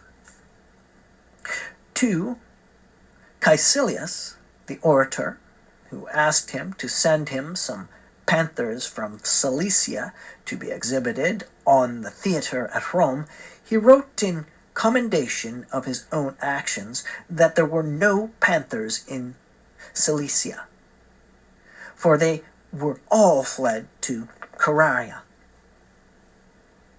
in anger that in so general a peace they had become the sole objects of attack. On leaving his province, he touched at Rhodes, and tarried for some length of time at Athens, longing much to renew his old studies. He visited the eminent men of learning, and saw his former friends and companions, and after receiving in Greece the honors that were due to him, returned to the city, where everything was now just as it were in a flame, breaking out into civil war. When the Senate would have decreed him a triumph, he told them he had rather, so differences were accommodated, follow the triumphal chariot of Caesar.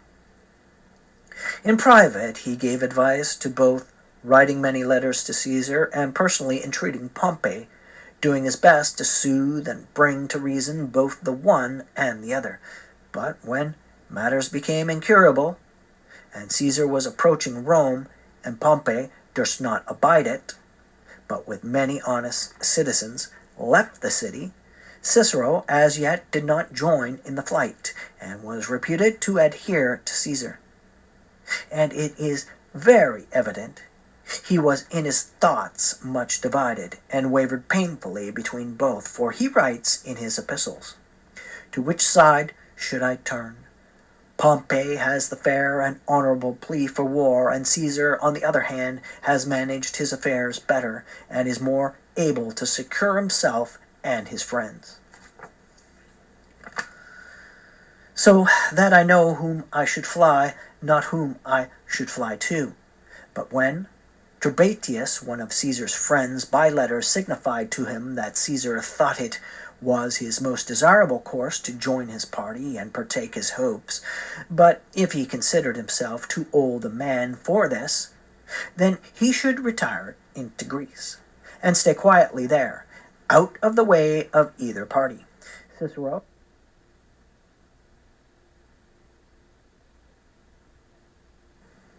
Cicero, wondering that Caesar had not written himself, gave an angry reply that he should not do anything unbecoming his past life.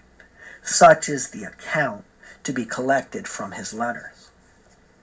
But as soon as Caesar was marched into Spain, he immediately sailed away to join Pompey, and he was welcomed by all but Cato, who, taking him privately, chid him for coming to Pompey.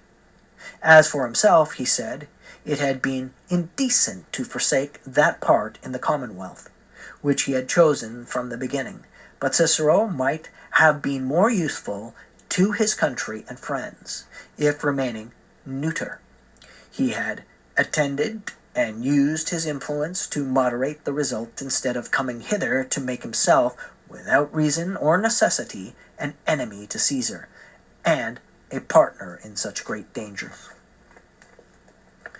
By this language, partly Cicero's feelings were altered, and partly also because Pompey made no great use of him.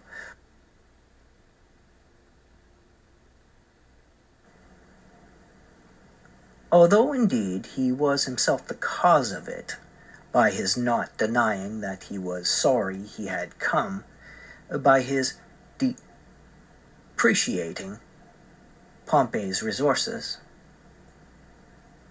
finding fault underhand with his counsels, and continually indulging in jests and sarcastic remarks on his fellow soldiers.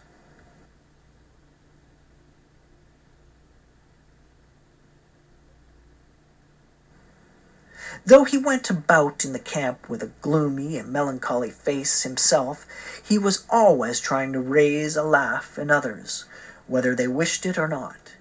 It may not be amiss to mention a few instances. To Domitius, on his preferring to a command one who was no soldier, and saying in his defense that he was a modest and prudent person, he replied, "Why did you not keep him for a tutor for your children?" On hearing Theophanes, the Lesbian, who was master of the engineers in the army, praise for the admirable way in which he had consoled the Rhodians for the loss of their fleet, "What a thing it is," he said, "to have a Greek in command." When Caesar had been acting successfully, and in a manner blockading Pompey, Lentulus was saying it was reported that Caesar's friends were out of heart, because, said Cicero, they do not wish Caesar well. To one, Marcius, who had just come from Italy, and told them that there was a strong report at Rome, and Pompey was blocked up, he said, "And you sailed hither to see it with your own eyes." To Nonius, encouraging them after a defeat to be of good hope, because there were 7 eagles still left in Pompey's camp. "Good reason for encouragement," said Cicero, "if we were going to fight with jackdaws." Labienus insisted on some prophecies to the effect that Pompey would gain the victory. "Yes," said Cicero, "and the first step in the campaign has been losing our camp."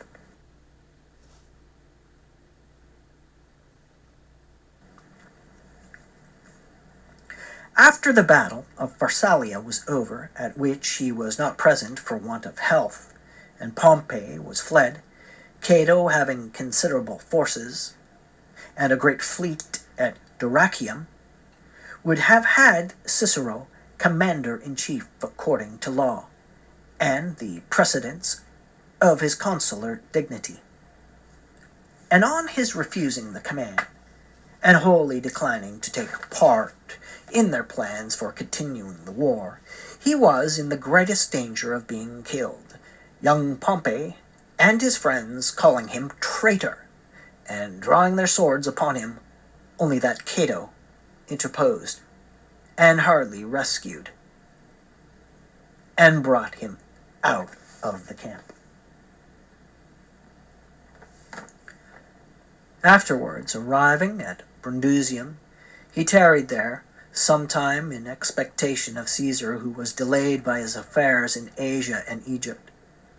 And when it was told him that he was arrived at Tarentum, and was coming thence by land to Brundusium, he hastened towards him, not altogether without hope, and yet in some fear of making experiment of the temper of an enemy and conqueror in the presence of many witnesses.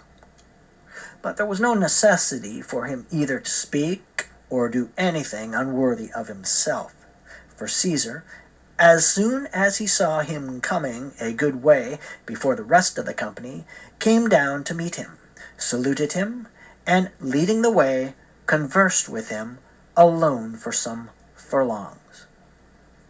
And from that time forward, he continued to treat him with honor and respect, so that, when Cicero wrote an oration in praise of Cato, Caesar, in writing an answer to it, took occasion to commend Cicero's own life and eloquence, comparing him to Pericles and Theramenes. Cicero's oration was called Cato, Caesar's Anti-Cato. So also it is related that when Quintus Ligarius was prosecuted for having been in arms against Caesar and Cicero, had undertaken his defense, Caesar said to his friends, "Why might we not as well once more hear a speech from Cicero?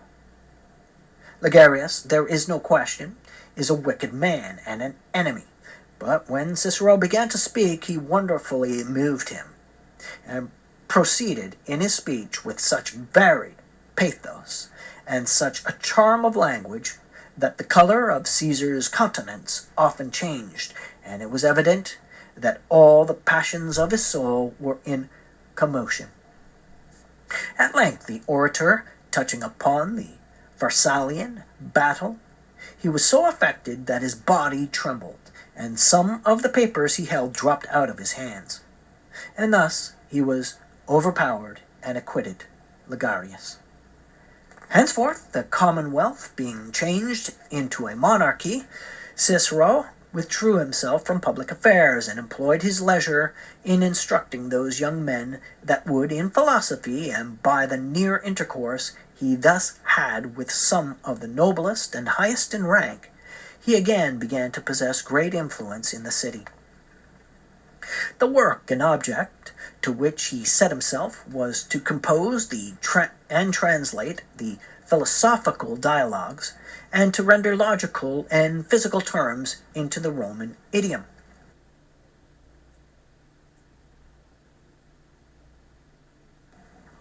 For he it was, as it is said, who first or principally gave Latin names to Fantasia, Syncatathesis, Epoche, Catalepsis, Adomon, Emires, Kinon, and other such technical terms, which either by metaphors or other means of accommodation, he succeeded in making intelligible and expressible to the Romans.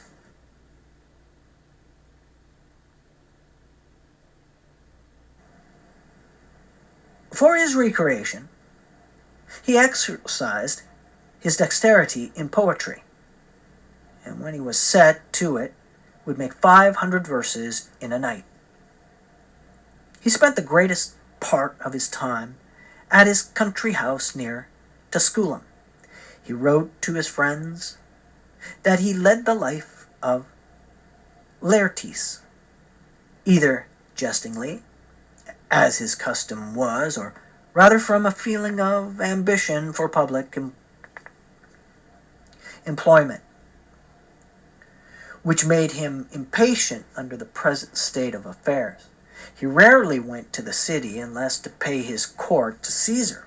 He was commonly the first amongst those who voted him honors, and sought out new terms of praise for himself and for his actions.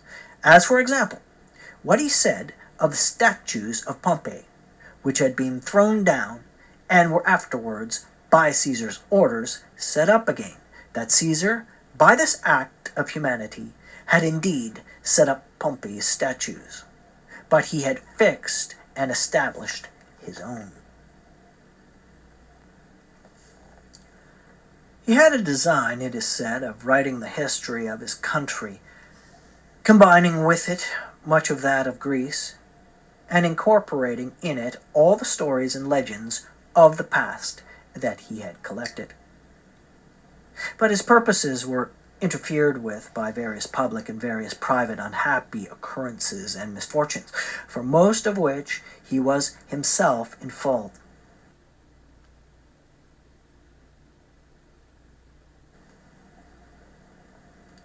For first of all, he put away his wife Terentia, by whom he had been neglected in the time of war, and sent away, destitute of necessaries for his journey. Neither did he find her kind when they returned into Italy, for she did not join him at Brundusium, where he stayed a long time, nor would allow her daughter, who undertook so long a journey, decent attendance, or the requisite expenses. Besides, she left him a naked and empty house, and yet had involved him in many and great debts. These were alleged as the fairest reasons for the divorce. But Terentia, who denied them all, had the most unmistakable defense furnished her by her husband himself, who not long after married a young maiden for the love of her beauty, as Terentia unbraided him, or as Tiro, his emancipated slave, has written, for her riches to discharge his debts. For the young woman was very rich, and Cicero had the custody of her estate, being left guardian in trust, and being indebted many myriads of money. He was persuaded by friends and relations to marry her, notwithstanding his disparity of age, and to use her money to satisfy his creditors. Antony, who mentions this marriage in his answer to Philippics, reproaches him for putting away a wife with whom he had lived to old age, adding some happy strokes of sarcasm on Cicero's domestic and active, unsoldier-like habits. Not long after this marriage, his daughter died in childbed at Lentulus's house, to whom she had been married after the death of Piso, her former husband. The philosophers from all parts came to comfort Cicero, for his grief was so excessive that he put away his new married wife, because she seemed to be pleased at the death of Aetulia.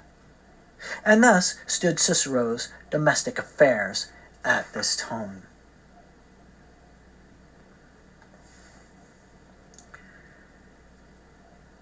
He had no concern in the design that was now forming against Caesar, although in general he was Brutus's most principal confidant, and one who was aggrieved at the present, and as desirous of the former state of public affairs as any other whatsoever. But they feared his temper as wanting courage, and his old age, in which the most daring dispositions are apt to be timorous. As soon, therefore, as the act was committed by Brutus and Cassius, and the friends of Caesar were got together, so that there was fear the city would again be involved in a civil war, Antony, being consul, convened the Senate and made a short address recommending concord, and Cicero, following with various remarks, such as the occasion called for, persuaded the Senate to imitate the Athenians and decree an amnesty for what had been done in Caesar's case, and to bestow provinces on Brutus and Cassius. But neither of these things took effect, for as soon as the common people, of themselves inclined to pity, saw the dead body of Caesar borne through the marketplace, and Antony showing his clothes filled with blood, and pierced through in every part with swords, enraged to a decree of frenzy, they made a search for the murderers, and with firebrands in their hands ran to their homes to burn them. They, however, being forewarned, avoided this danger, and expecting many more and greater to come, they left the city. Antony, on this, was at once in exultation, and every one was in alarm with the prospect that he would make himself sole ruler, and Cicero in more alarm than anyone, for Antony, seeing his influence reviving in the commonwealth, and knowing how closely he was connected with Brutus, was ill pleased to have him in the city. Besides, there had been some former jealousy between them, occasioned by the difference of their manners. Cicero, fearing the event, was inclined to go as lieutenant with Dolabella into Syria, but Hirtius and Pansa, consuls elect as successors of Antony, good men and lovers of Cicero, entreated him not to leave them, undertaking to put down Antony if he would stay in Rome. And he, in neither distrusting wholly nor trusting them, let Dolabella go without him, promising Hirtius that he would go and spend his summer at Athens, and return again when he entered upon his office. So he set out on his journey, but some delay occurring in his passage, new intelligence, as often happens, came suddenly from Rome. And Antony had made an astonishing change, and was doing all things and managing all public affairs at the will of the Senate, and that there wanted nothing but his presence to bring things to a happy settlement. And therefore, blaming himself for his cowardice, he returned again to Rome, and was not deceived in his hopes at the beginning. For such multitudes flocked out to meet him, that the compliments and civilities which were paid him at the gates and at his entrance into the city took up almost one whole day's time.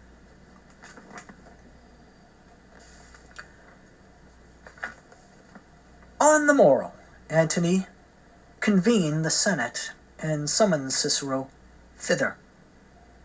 He came not, but kept his bed, pretending to be ill with his journey, but the true reason seemed the fear of some design against him, upon a suspicion and intimation given him on his way to Rome. Antony, however, showed great offense at the affront, and sent soldiers, commanding them to bring him or burn his house. But many interceding and supplicating for him, he was contented to accept sureties. Ever after, when they met, they passed one another with silence, and continued on their guard, till Caesar the younger, coming from Apollonia, entered on the first Caesar's inheritance, and was engaged in a dispute with Antony about 2,500 myriads of money, which Antony detained from the estate. Upon this, Philippus, who married the mother, and Marcellus, who married the sister of young Caesar, came with the young man to Cicero, and agreed with him that Cicero should give them the aid of his eloquence and political influence with the Senate and people, and Caesar gives Cicero the defense of his riches and arms. For the young man had already a great party of the soldiers of Caesar about him,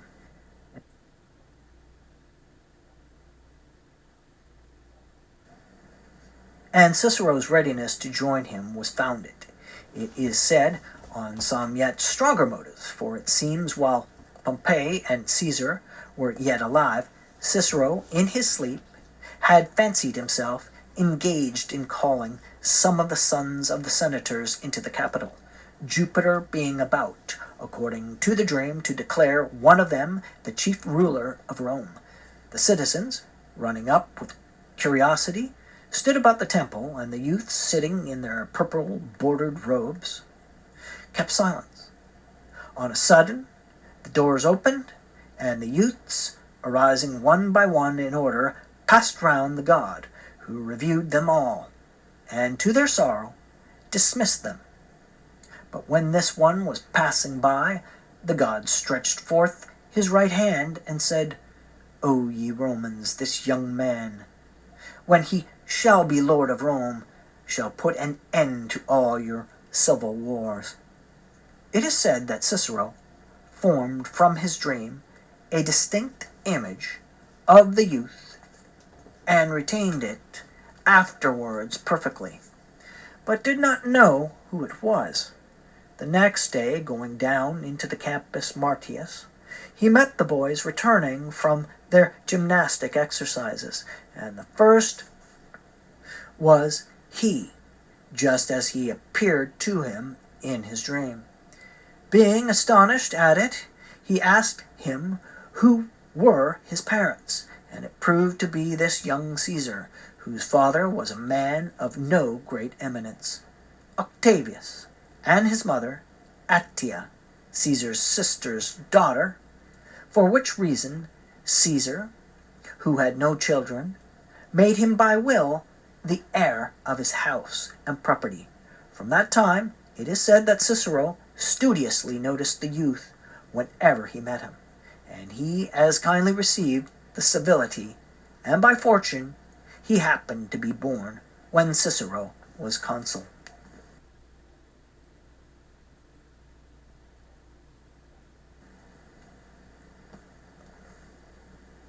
These were the reasons spoken of, but it was principally Cicero's hatred of Antony, and a temper unable to resist honor, which fascinated him to Caesar, with the purpose of getting the support of Caesar's power for his own public designs. For the young man went so far in his court to him that he called him father, at which Brutus was so highly displeased that in his epistles to Atticus he reflected on Cicero, saying it was manifest by his courting Caesar for fear of Antony, he did not intend liberty to his country, but an indulgent master to himself. Notwithstanding, Brutus took Cicero's son, then studying philosophy at Athens, gave him a command, and employed him in various ways with a good result. Cicero's own power at this time was at the greatest height in the city, and he did whatsoever he pleased. He completely overpowered and drove out Antony, and sent the two consuls, Hirtius and Pansa, with an army to reduce him, and on the other hand persuaded the Senate to allow Caesar the lictors and ensigns of a praetor, as though he were his country's defender. But after Antony was defeated in battle, and the consuls slain, the armies united and ranged themselves with Caesar. And the Senate, fearing the young man and his extraordinary fortune, endeavored by honors and gifts to call off the soldiers from him, and to lessen his power, professing there was no further need of arms now. Antony was put to flight. This giving Caesar an affright, he privately sends some friends to entreat and persuade Cicero to procure the consular dignity for them both together, saying he should manage the affairs as he pleased, should have the supreme power, and govern the young man who was only desirous of name and glory. And Caesar himself confessed that, in fear of ruin and in danger of being deserted, he had seasonably made use of Cicero's ambition, persuading him to stand with him, and to accept the offer of his aid and interest for the consulship. And now, more than at any other time, Cicero let himself be carried away and deceived, though an old man, by the persuasion of a boy. He joined him in soliciting votes, and procured the goodwill of the Senate, not without blame, at the time of the part of his friends, and he, too, soon enough after, saw that he had ruined himself and betrayed the liberty of his country.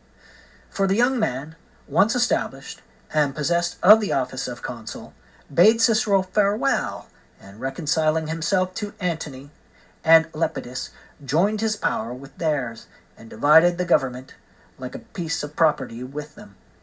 Thus united, they made a schedule of above 200 persons who were to be put to death. But the greatest contention in all their debates was on the question of Cicero's case. Antony would come to no conditions unless he should be the first man to be killed. Lepidus held with Antony, and Caesar opposed them both. They met secretly, and by themselves, for 3 days together near the town of Bononia. The spot was not far from the camp, with a river surrounding it. Caesar, it is said, contended earnestly for Cicero the first 2 days, but on the 3rd day he yielded, and gave him up.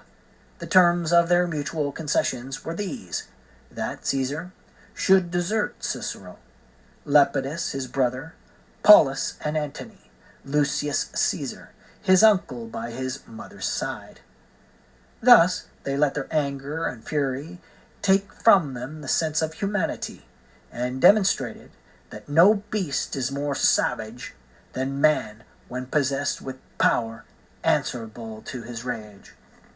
Whilst these things were contriving, Cicero was with his brother at his country house near Tusculum, whence, hearing of the proscriptions, they determined to pass to Astura, a villa of Cicero's, near the sea, and to take shipping from thence for Macedonia to Brutus, of whose strength in that province news had already been heard.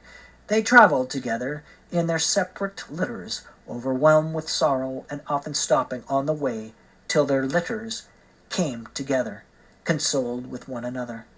But Quintus was the more disheartened when he reflected on his want of means for his journey. For, as he said, he had brought nothing with him from home, and even Cicero himself had but a slender provision.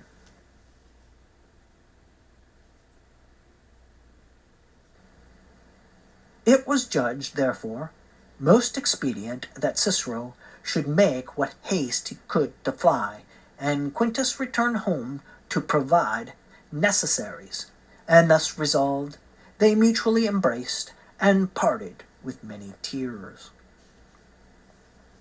Quintus, within a few days after, betrayed by his servants to those who came to search for him, was slain together with his young son. But Cicero was carried to Astura, where, finding a vessel, he immediately went on board and sailed as far as Circaeum with a prosperous gale. But when the pilots resolved immediately to set sail from thence, whether fearing the sea or not wholly distrusting the faith of Caesar, he went on shore and passed by land 100 furlongs, as if he was going to Rome. But losing resolution and changing his mind, he again returned to the sea, and there spent the night in fearful and perplexed thoughts. Sometimes he resolved to go into Caesar's house privately, and there kill himself upon the altar of his household gods to bring divine vengeance upon him. But the fear of torture put him off the course, and after passing through a variety of confused and uncertain consuls, at last he let his servants carry him by sea to Capeti, where he had a house, an agreeable place to retire to in the heat of summer, when the Etesian winds are so pleasant. There was at that place a chapel of Apollo, not far from the seaside, from which a flight of crows rose with a great noise, and made towards Cicero's vessel, as it rode to land, and lighted on both sides of the yard. Some croaked, others pecked the ends of the ropes. This was looked upon by all as an ill omen, and therefore Cicero went again ashore, and, entering his house, lay down upon his bed to compose himself to rest. Many of the crows settled about the window, making a dismal cawing, but one of them alighted upon the bed where Cicero lay, covered up, and with its bill, by little and little, pecked off the clothes from his face. His servants, seeing this, blamed themselves that they should stay to be spectators of their master's murder, and do nothing in his defense, whilst the brute creatures came to assist and take care of him in his undeserved affliction. And therefore, partly by entreaty, partly by force, they took him up, and carried him in his litter towards the seaside. But in the meantime, the assassins were come with a band of soldiers, Herennius, a centurion, and Pompilius, a tribune, whom Cicero had formerly defended when prosecuting for the murder of his father. Finding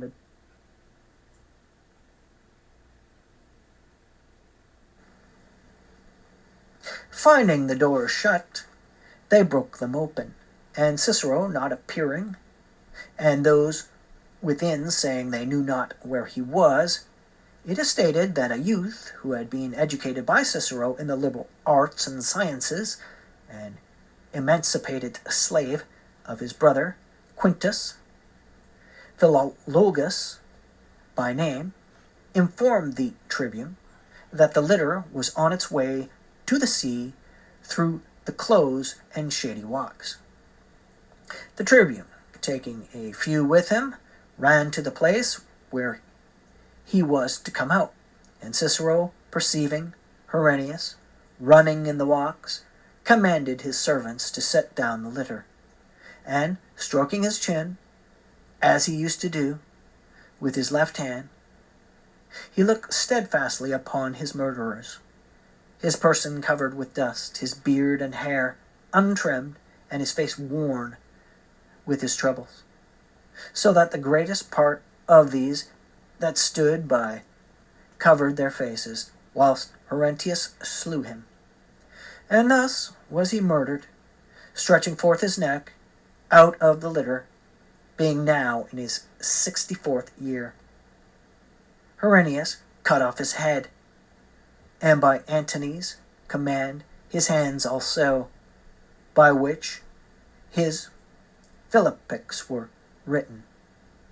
For so Cicero styled those orations he wrote against Antony, and so they are called to this day.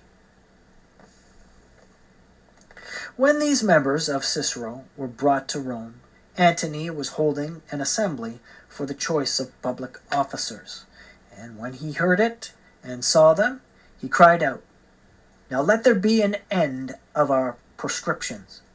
He commanded his head and hands to be fastened up over the rostra, where the orators spoke, a sight which the Roman people shuddered to behold, and they believed they saw there not the face of Cicero, but the image of Antony's own soul. And yet, amidst these actions, he did justice in one thing by delivering up Philologus to Pomponia, the wife of Quintus, who, having got his body into her power, besides other grievous punishments, made him cut off his own flesh by pieces, and roast and eat it. For some writers have related. But Tiro, Cicero's emancipated slave, has not so much as mentioned the treachery of Philologus. Some long time after, Caesar, I have been told, visiting one of his daughter's sons, found him with a book of Cicero's in his hand. The boy, for fear, endeavored to hide it under his gown, which Caesar, perceiving, took it from him, and turning over a great part of the book, standing, gave it him again, and said, "My child, this was a learned man, and a lover of his country." And immediately after he had vanquished Antony, being then consul, he made Cicero's son his colleague in the office. And under that consulship the Senate took down all the statues of Antony, and abolished all the other honors that had been given him, and decreed that none of the family should thereafter bear the name of Marcus. And thus the final acts of the punishment of Antony were, by the divine powers, devolved upon the family of Cicero.